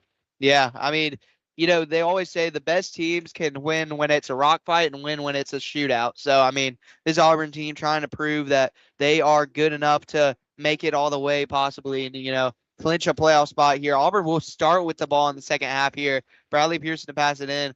And actually, yes, it will be Bradley Pearson to pass it in. And, actually seeing some smiles, on the face of the players, it's good to see. I mean, they're going to have to lock in, though, if they want to come away with a victory here. And we can see Antoine Daniel standing right in front of us, still wrapped up on that left hand, but seems to not have affected him tonight. As so far he has only 2 points. But talk about the spread out scoring real quick as Auburn starts off with the ball here. The scoring, the leading scorer for combined for both teams right now for Auburn is just Tabari Allen, who has 6 points, not a lot. So, and then also for Smith Station, it's just someone has 4 points, and it's actually Cameron Williams. Cameron Williams has 4 points for the Panthers. So yeah, so if you're Auburn, honestly, that makes the coach happy because it shows that all of your players can score and can come up big, including a player like Peyton Plott who came in late, got a good layup. So yeah, but Auburn turning it over on their first possession with a charge, and so now Smith Station will have the ball with a chance to get to 20 points and make it a 7-point game. Now Shedrick with it. And Shedrick passes it in the corner to DeMarcus Thomas, guarded by McLean. Now back to Shedrick. Yeah, and actually the league score was Hayden Shedrick. He has 5. Yeah. We just counted it up, and it was both of them had 4. And now Shedrick had 5 because we missed a free throw. So Shedrick, I mean, he was their best player of the last time these two teams played. And you can see Shufford, that was bad from the start. He shot it off the back of the side of the backboard, and another just bad miscue there. I mean, 2-on-1. McLean just too strong and way in front of the Pearson. Auburn played a little too fast there for that. You can see Coach Brandt cross his arms there. Not happy with the way his team is playing. Yeah. Brandt usually always a positive guy, but all business right now as he needs his team to win here if they want to continue their season. And they're going to call a charge, and Coach Ingersoll is livid. Like that word that you said there. I mean, that's a 5-letter word there. Good Scrabble word, but Coach Ingersoll, I mean, rightly so. That looked like that didn't look like a charge right there. Yeah, no, that's the second time they've done that. It's looked like a block, and they've just called a charge. So and another no call right there, and refs letting them play. And we see Antoine Daniels able to drain that one. Now, after all of that, physicality play right there, Auburn is now up to an 11-point game. And what are they? Is that a warning? And Did he just get kicked out of the game? Let's see. I mean, it looks like they're going to allow a substitution, actually. Is that injury timeout? Yeah, I think they saw Shufford. Shufford did look like he got bonked on the head. It looks like they're going to check him possibly for a concussion. Yeah, I was about to say that was weird. I've never seen that before. But that's good, though, that they're keeping the players safe, you know, stopping the game, doing the right thing. But now, back to the action. Smith Station with the ball. And it's going to be out to Shedrick. Shedrick guarded by Tabari Allen. Shedrick going to drive inside, dump it off to DeMarcus Thomas. Now back out to Williams. Some good passing here by the Panthers. Williams going to stop, pop, and score. Williams, actually, he's been keeping his team in every time they get down by 11. He's the one that makes a shot to get it back to 9. So we'll see now if they could possibly, you know, get it to 6 or 7. Yeah, and usually in games like these where there's a team that obviously knows size advantage, home court advantage, they start to take over in the third quarter. I mean, we saw that live in the Auburn versus South Carolina women's basketball game. Yeah. As we see Bradley Pearson able to score that one. It's just a big tidal wave in the second half. And the question for Smith Station is, can they survive it? Can they keep this game within 10 going into the fourth quarter? Because if not, it's going to be tough to come back from. I honestly think this game will probably be like a 40 to 50-ish game. Like, it'll be like somebody will score 50. Yeah, it feels like the first team to score 50 is going to win this game. I mean, that's how low scoring it is. And now we see Pearson trying to pick the pocket, and it was a jump ball. I think it was jump ball. Looked like he stepped out, though. That's kind of... It's actually a foul. Oh, they're going to call a foul on Pearson. Pearson tapping the hand of Cameron Williams. Looked clean to me, but, you know, a lot of calls, you know, favoring both teams. I feel like the refs have actually called a pretty fair game so far. Yeah. In both games, actually in this entire tournament. So, you know, with this being the last semifinal game, we'll be back on Monday as we see a steal there by Gonia. Gonia's just going to take it himself and block. What a block by Shedrick. And they're going to call a jump ball, and it's going to be Smith Station basketball. Smith Station playing. And that's like one of those plays where you'd be like, oh, Gonia's going to, you know, put it up and in, and Auburn's going to get on their feet, and it's going to be, you know, Auburn's going to start taking over. But no, gets the block. First off, incredible hops by Shedrick. I mean, 6'3", but, I mean. He tried to do that earlier, and he had goaltending called on him. Yeah, so now Smith Station back with the ball here, and, you know, Smith Station just hanging around in this game as Shedrick's going to stop for a 3. Leaves it short. Rebounded by Franklin, but it's stolen back. Now Williams with it. Williams going to go inside. Gets tapped on the hand by Allen, but it's rebounded by DeMarcus Thomas. And Thomas puts it up and in for the and one. And, oh my goodness. I mean, I did not expect this. Like, I mean, if y'all saw my face in the booth right now, I mean, me and Reese are shocked right now. I mean, yeah, I did not how this game is playing out. I did not expect it considering the last time we played him, we were out by a lot. Yeah, so, I mean, DeMarcus Thomas going to go to the line to shoot one to try and make this an 8-point game. Now coming in the game for the Tigers, looking for a different look here. They're going to bring Cash Reeve and Trey Fletcher. A little bit of a shorter lineup in for the Tigers. Yeah, I think they're trying to get the defensive lineup in because Cash Reeve, Pearson. Well, yeah, it almost matches what better against Smith Station because they also don't have a lot of size. And I feel like that's been a problem for the Auburn Tigers. Yeah, I don't think we've seen Wade Hill in since, like, God knows when. And Gonia inside to open Pearson. Pearson's able to go up and in. Quick possession there for the Tigers to bring it back to double digits. Cameron Williams with it now. Driving in, and they didn't call a block or charge. Felt like that was going to be either or, but they're going to let him play. And now Auburn gets the steal. Now Reeve going to pass it over to Fletcher. And now Franklin going to control it for the Tigers here. Where it's heard a whistle, but I don't know what that was. And now Franklin finished it with the and one. Well, remember the largest deficit earlier was 11, so now Auburn has gotten it up. Yeah, the biggest deficit of the game here. 12.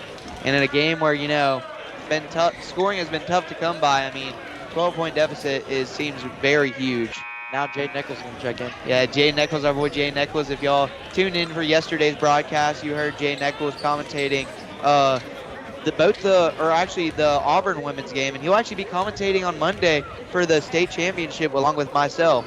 And so area championship, not state championship. Yeah, get a little bit ahead of myself there. But now we're going to see Central trying to go quick, and look at Jaden Eccles. So, and he gets a block the first time, but gets a little bit on the arm the second time. Now Hightower looks like he's getting ready to check in. Yeah, I mean, shoot, I mean, Coach Brandon's as stunned as we are, I feel like, Yeah.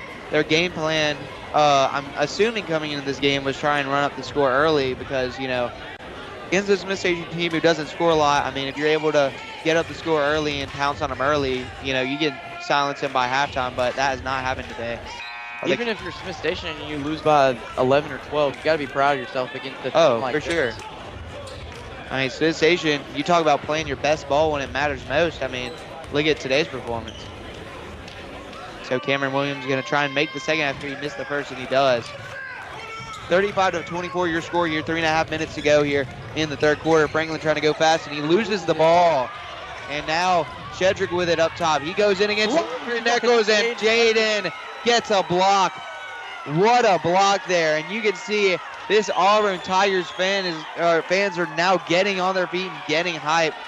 Jaden Eccles, I mean, senior, has played, limited minutes at times, but coming up big here in this game when it matters most.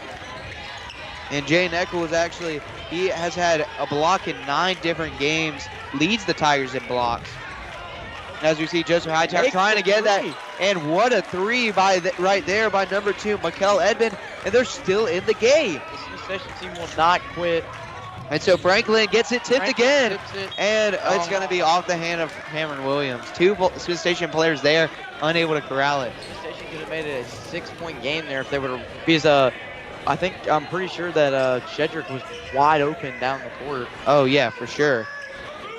Jordan Franklin, one that you don't see a lot of times, being, not great at handling the ball, but now 2 straight steals off of attempted passes by Franklin. Now Franklin selling the offense, trying to call a play, and he's going to stop for a second, then drive in, and he gets it into Fletcher. Fletcher puts it up, and he's going to get fouled hard, and he's going to go to the line for 2. Yeah, and Trey Fletcher, not the best free throw shooter, so, Yeah. if he misses some, then Smith Station could be in luck. Yeah, you don't want to foul. You always don't want to foul, any player on a team, but if there's one player you want to foul on the Tigers, it is Trey Fletcher. Yeah. Let's see if he can come up big for the Tigers and try and get this back to a double-digit game.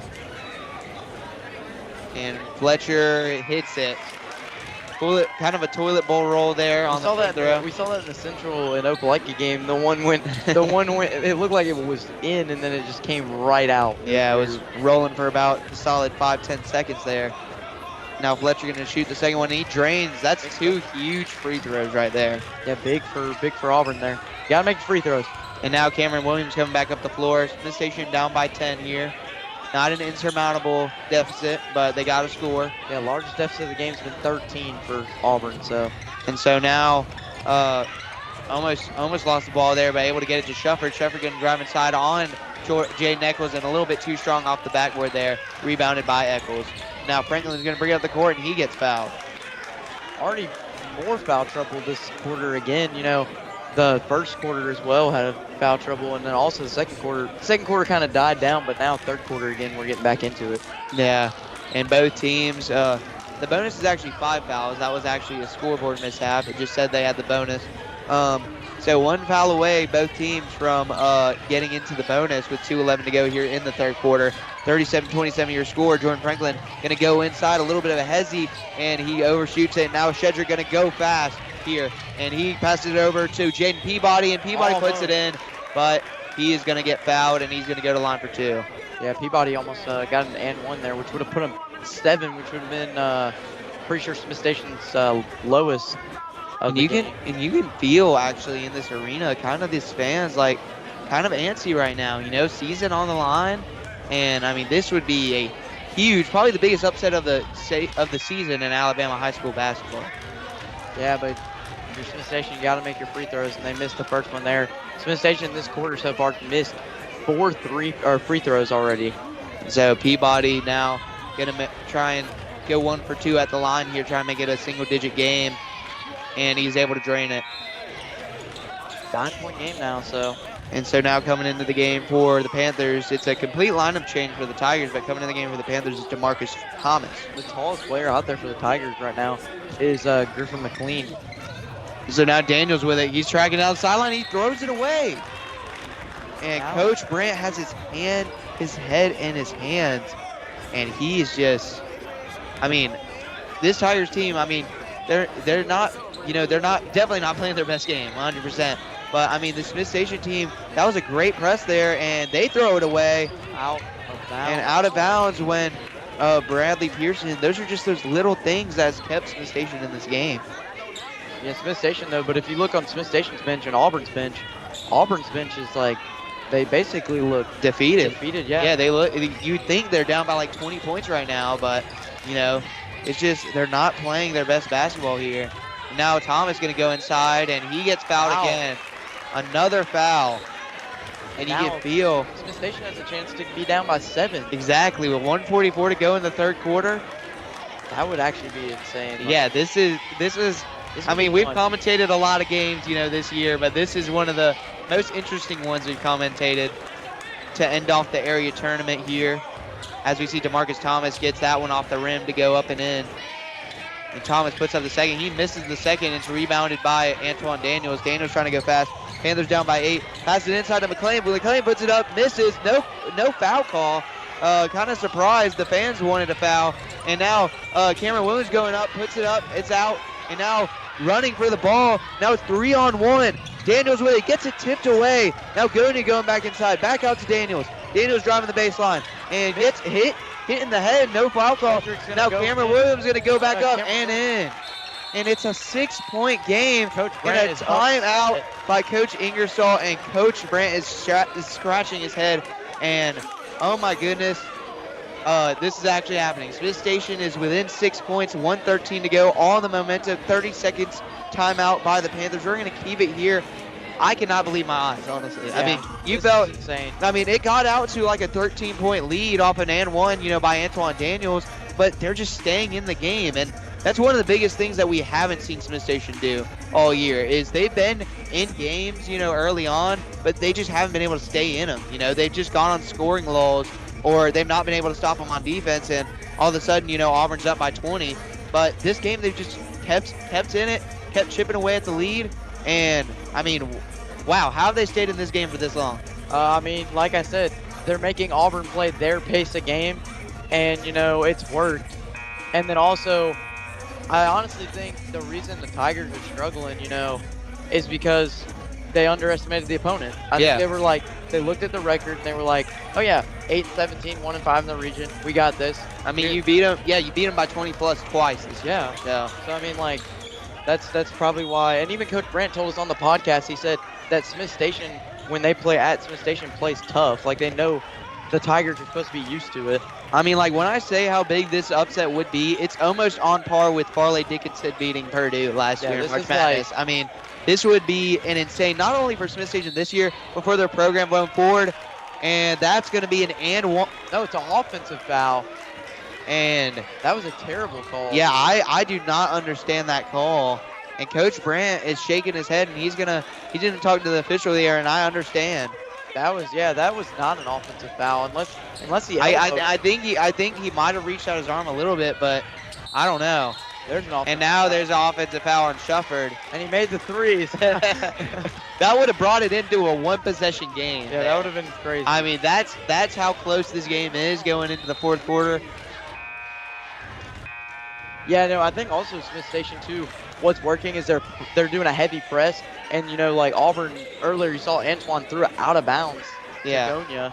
And who would have thought, coming into this weekend, the closest game would be Auburn versus Smith Station men's basketball. I mean, some of the other games, Central Opelika women's yesterday was kind of close, as we see Griffin McLean going inside. No foul call again. Rebounded by DeMarcus Thomas. And now going back on the floor, Cameron Williams is right there, and he scores. It's a 4-point game, and it looks like Coach Ingersoll is playing defense. He's started putting his hands up. I mean, oh my goodness. This Smith Station team with 23 seconds to go in the fourth quarter, and now we're going to see that's going to be a blocking foul, I would assume.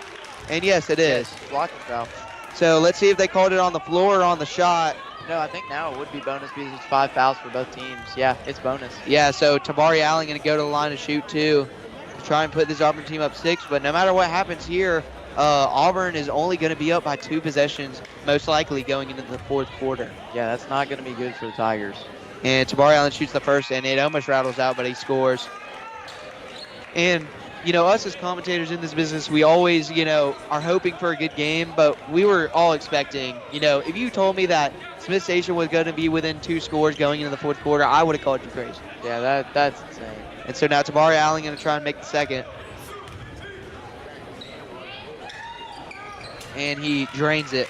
Tabari Allen actually good free throw shooting so far this game. And so now Shedrick going to bring it up, and I would assume Smith Station would hold for the last shot here. Got all the momentum, no need to lose it on like a turnover and a score for the Tigers. And now they're going to pass it, and left him wide open is Peabody, and it bounces up and off the backboard, and it's going to go out of bounds. Great shot. And now 6 seconds to go here. Auburn going to try and get up by 3 scores. Tabari Allen thinking about chucking it down the floor. Now Griffin McLean has it, and they're going to need to go faster if they want to get a shot off. Bradley Pearson going to stop and shoot it for 3, and it just goes out.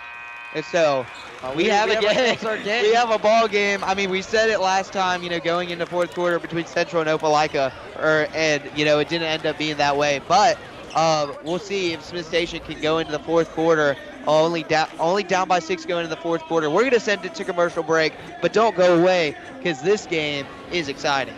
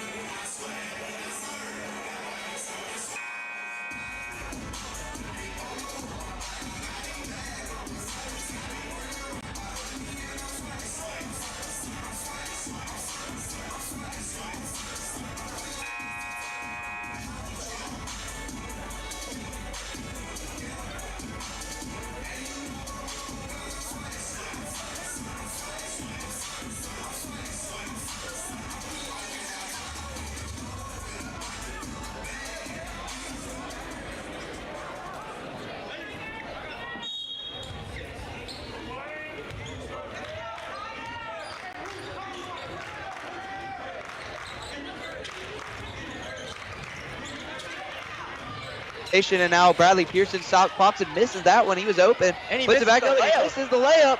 And now his body's falling all over the ground, and Tabari Allen able to score at the end of it. Yeah, and 2 threes right there would have made it, like 2 3-pointers made, would have made it a tie game, but now it is an 8-point game. So yeah, and every score is big in this game as it's been a low-scoring game, and now Thomas with it. Now Cameron Williams shoots it for 3, unable to make it, and a rebound by Allen. We will see here, is this where Smith Station basically just gets blown out, or is this? Yeah, I mean, you have to try and keep this within a 10-point game because it feels like anything besides that. I mean, although they've stayed in it the entire game, Auburn, you got to give Auburn credit. They have not trailed the entire game. So, Smith Station has kept it close, but Auburn has been able to maintain the lead. Now Jordan Franklin going to stop, pop, and score. That was a 6-point game, now it's a 10-point game. Yeah, and if you're Smith Station, you honestly might think about calling timeout. I know fourth quarter just started, but this is a huge possession if you're the Panthers. And Cameron Williams guarded by Adam Gonia. Now going to hear the G-Pens chance by the Auburn fans. That's going to be an air ball by Caden Shedrick. And now Auburn can try and take the lid off of this game, and they are able to go up and in inside. They'll get defeated now after they were down 6. Yeah, Auburn has doubled their lead now that they had coming in the fourth quarter, trying to punch their ticket to the area championship on Tuesday. Now Shedrick with it. And now the fans getting into it. And Smith Station's got to answer. Cameron Williams with it. Driving inside, pass it, and it's going to be another another turnover. And you can see Coach Ingersoll is starting to feel it, Obviously, this Smith Station team, they've been, punching above their weight this entire game, but it's starting to feel it right here. Yeah. And now Jordan Franklin calling the play, tapping his head. Draws a double team at the top, and it almost gets it tipped away, but it goes right to Tabari Allen, and he drains the 3. That's 15. And now it's a 15-point game, and Auburn starting to pull away. Every time we say we have a game, it's over. It seems like this is like echoes of the start to last game's fourth quarter. You know, Opelika, all the momentum, only down by 8 going in the fourth quarter, and all of a sudden Central able to pull away. But that's what good teams do. You know, you're not playing your best ball by far if you're the Tigers, and you're still able to try and come out with a win. Yeah. So now Shedrick with it, had an open three, and Bad bad pass inside, tipped away by Bradley Pearson. Now Franklin with it. Franklin gets it tipped away, and looks like they called a foul on the Panthers. Yeah. No. Yes. Yeah, foul on the Panthers. I was wondering because all the Tigers players are moving, you know, to that side, but it will be a foul, and Jordan Franklin will pass the ball in for the Tigers. Yeah, so Auburn up now 48-33, currently on an 8.8-0 run. And now Griffin McLean left wide open, and he puts it up and in. And now Pearson is 50, so that might be. And Coach Ingersoll just upset. First time I've seen him sit down since early on in the game. He gets back up and he's in a squat, and now got another bad pass, and you can feel this one slipping away if you're the Panthers here. Franklin with it. Now passes it back out to Allen. Allen for 3. He drains it. 20-point and game. Now it's a 20-point game. Auburn with a 14-0 run to start the fourth quarter, and proving why they are the #1 team in 7A Area 4. And they're going to be a full timeout called by the Panthers. And we're going to send it to a commercial break, but don't go away because Auburn is trying to come up with a win.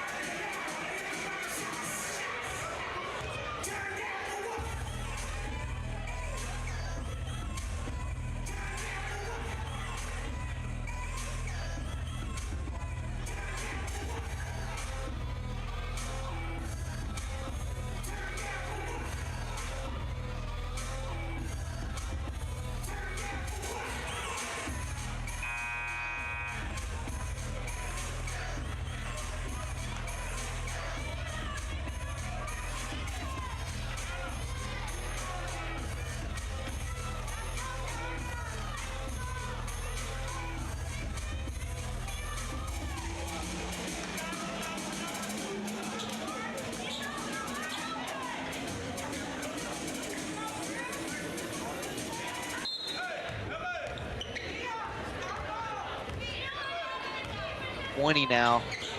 I mean, it almost seemed like you blinked and it was Auburn now up by 20. They were only up by 6 going into the fourth quarter, and it's a 14-0 run. Now we see it bounce off the foot of Smith Station. That has described this fourth quarter if you're the Panthers. I don't know if you saw it, but Shedrick obviously was upset at the end of the court, or at that timeout there. He like slammed the ball down. Yeah, so Smith Station has not scored a point this quarter. That's very disappointing for the Panthers. Yeah, if you're the Panthers, I mean, you got to be upset. You can't be upset with how much you fought in the first 3 quarters here. I mean, you know, obviously, most likely going to be upset with the end result. You know, 4 minutes to go, as we see a great pass in there by Franklin, and we haven't really been keeping track. I totally forgot that, you know, the assist record's on the line, but I'm pretty sure, you know, he's a good bit away from it this game. But, you know, with Auburn moving on, we'll see he'll have a chance to clinch it in the area championship if they come out with this win. Now Cameron Williams for 3, and he's able to make it. So it brings it back to 19-point game. Yeah, 3 minutes to go. Yeah, 3 minutes to go here. I mean, Smith Station almost needs a miracle to try and get back in this one. If you're Smith Station, I would try to make it like a 12 to 13-point loss, you know. And so Pearson with it, passed it out to McLean. McLean thought about it. Now Adam Gonia going to pull the trigger. He misses it. Rebounded by Bradley Pearson. Now looks like Auburn might slow it down here. And Franklin with a no-look pass right to the face of Cameron Williams. Now another no-look pass to Gonia, and Gonia makes it for 3. And Jordan Franklin showing why he is looking to be the single-season assist record holder when this season's all said and done for the Auburn Tigers. And now we see pulling up right there is Cameron Williams, and he misses it right there. And now a heave by Franklin to Bradley Pearson, and looks like he might get it in just this quarter. Yeah, he might do it here. I mean, so now Caden Shedrick with it. So this station all of a sudden down 24. Looks like Trey Ross, Carl Lindsey, and Hampton Jordan, and Hightower, and Peyton Plott. And Shedrick unable to miss that floating layup. And Auburn currently on a 21 run, and a dime pass inside of McLean, but he thought he got fouled, but it's going to go out of bounds, and it's going to be Smith Station ball. Well, that's going to be it for Franklin. Yeah, Franklin going to look to be sure you tune in on Tuesday to see if he can break the record. I think he will. Yeah, yeah, I'm assuming he will. I'm pretty sure he's about 6 points away.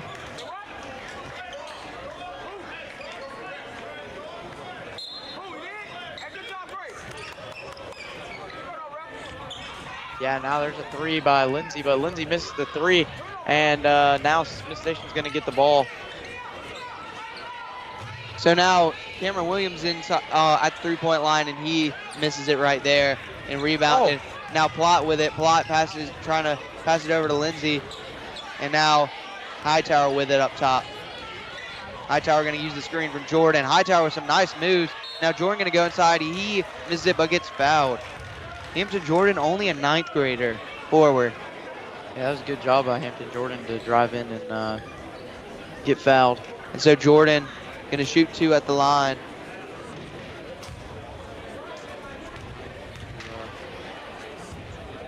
Free throw here. Makes the first one. And he makes the first one there. I don't know why that goal does that. It always does that little like fling thing when it goes in. It's a good sound to hear though if you're but the other goal doesn't do that. But Hampton Jordan going to try and make the second one here to make this a 26-point game. A game that, was looking like Smith Station could possibly get an upset, is now a 26-point game with 2 minutes to go here in the game. Yeah, that's what they call a spring sound is what they call. And now with the ball driving inside, and that's going to be a foul on Peyton Plott. Looks like jump ball. Yeah, but they're going to call a foul on it. So, I stand corrected. So Auburn up by 26. Looks like this game is all but over.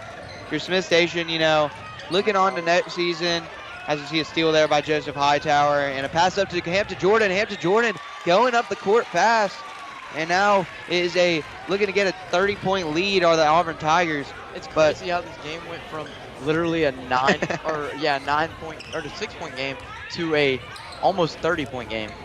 Yeah, and if you're the Panthers, you lose 2 starters next year, but besides that, you return a lot of players. So, this Smith Station team could also be a team that could be improved next year, as we see a foul there on the Panthers. And Carl Lindsey's going to go to the line for 2. Yeah, Lindsey absolutely looked like he tried to do the Kobe Bryant fadeaway there. And so, yeah, Lindsey after. And now we're going to see Preston Eccles is actually going to come into the game. The Brent's cheering for him. Yeah, he's in 9th grade as well. Yeah, so Preston Eccles, 9th grade, forward. He's going to come in. Eccles, a very tall player, but plays forward. He can shoot, but he can also dunk it. He had actually a pretty exhilarating dunk the other day. Yeah. As we see, Lindsey misses the second, but he gets his own rebound, shoots it for 3 and drains it. Carl Lindsey, and now it's a 31-point game. This is insane. I don't know what Coach Brent told his team in that huddle to end the third quarter, but it's working right now. Yeah. Looks like Smith Station tried, but they only made 1 shot so far in the quarter. Yeah. But a valiant effort if you're the Panthers here, through 3 quarters. And now Peyton Plott with it after the block, and he's going to go full speed ahead, puts it up, and Charging foul on Peyton Plott. And they're just going to run the clock here. 50 seconds to go in the game. Auburn up 67-36 here. Yeah, no. Good thing Auburn did score some more points in the quarter to make it look like it was a high, like they won by big margins. Yeah, when you look on the stat sheet here, you'll see that Auburn blew out Smith Station, but through 3 quarters we thought that Auburn might lose it. And now just grabbing, what a block. It wasn't even a block, it was like a grab, and Eccles unable to finish it at the bucket. And now Peabody going to go the other way, and Peabody puts the layup up and in to bring it within a 30-point game. Yeah, and after the game, we'll be interviewing our mass media player of the game, Tabari Allen, with 18 points tonight. 18 points, only 6 in the first in the first half, And but as we see, Auburn's going to win this game 67-38 over the Smith Station Panthers. What a win! And now your Auburn Tigers will move on to the area championship next Tuesday at 6:30 against the Central Red Devils. So what should be a great rematch. But what a game here. What did you see from the Auburn Tigers? How were they able to pull away in the fourth quarter to get this win? You know, just playing their game. They Yeah. played the game exactly how they usually played it. Smith Station, you know, kind of got them off key in the first 3 quarters, but they just came back and were able to win. Yeah, and now we're going to get ready for our post-game interview with the AHS Mass Media Player of the Game, Tabari Allen. Be sure y'all stay for that. But congratulations, Auburn Tigers, on making it to the area championship. And now we're going to send it to our interviewer, Jake Vistozo, in a couple of minutes for an interview with Tabari Allen.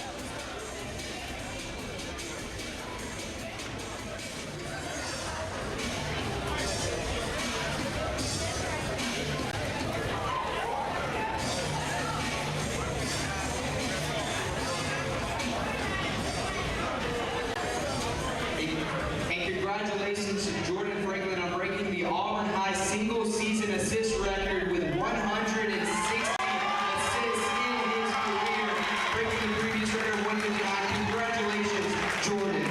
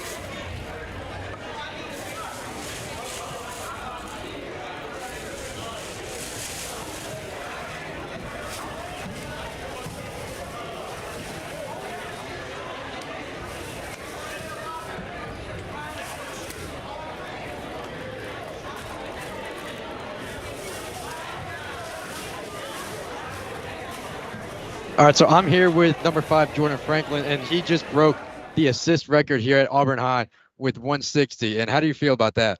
I feel pretty good. You know, I wanted to get it for a long time, and it's really just a team record because I have to rely on my teammates to make shots after I pass it to them. So that's a record for all of us, not just me. And how did you and your team come away with the win against Smith Station? We just kept fighting hard. You know, through the first 3 quarters, we played really sloppy, but fourth quarter we picked it up, played together, and trusted, and we knew we were going to win the game.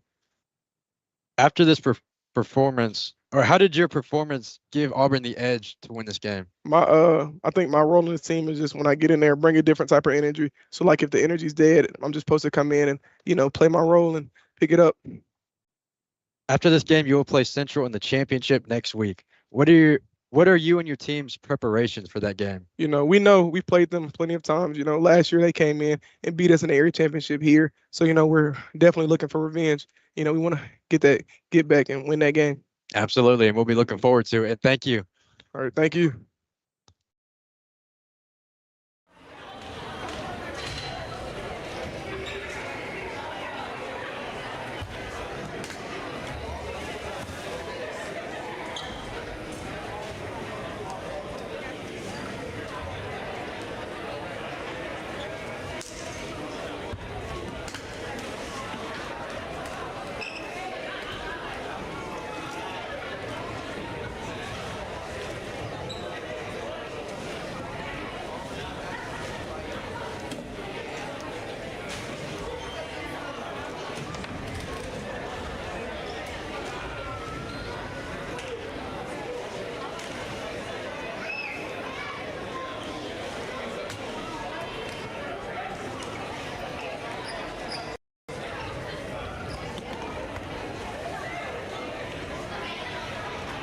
And that's going to do it for this game between the Auburn Tigers and Smith Station Panthers, as well as for the 2024 7A Area 4 semifinals. Both Auburn teams as well as both Central teams clinching their spots in the area championship coming up on Monday at 6:30 and Tuesday at 6:30. The women's on Monday, men's on Tuesday. Congratulations to Jordan Franklin on breaking the single season assist record at 160. And congratulations to all the teams in this area tournament on great seasons. And congratulations to the Auburn Tigers, able to clinch not only spot in the area championships, but in the playoffs. And that's going to do it for Auburn High basketball presented by AHS Mass Media. And good night, everybody. And be sure to watch the area championships.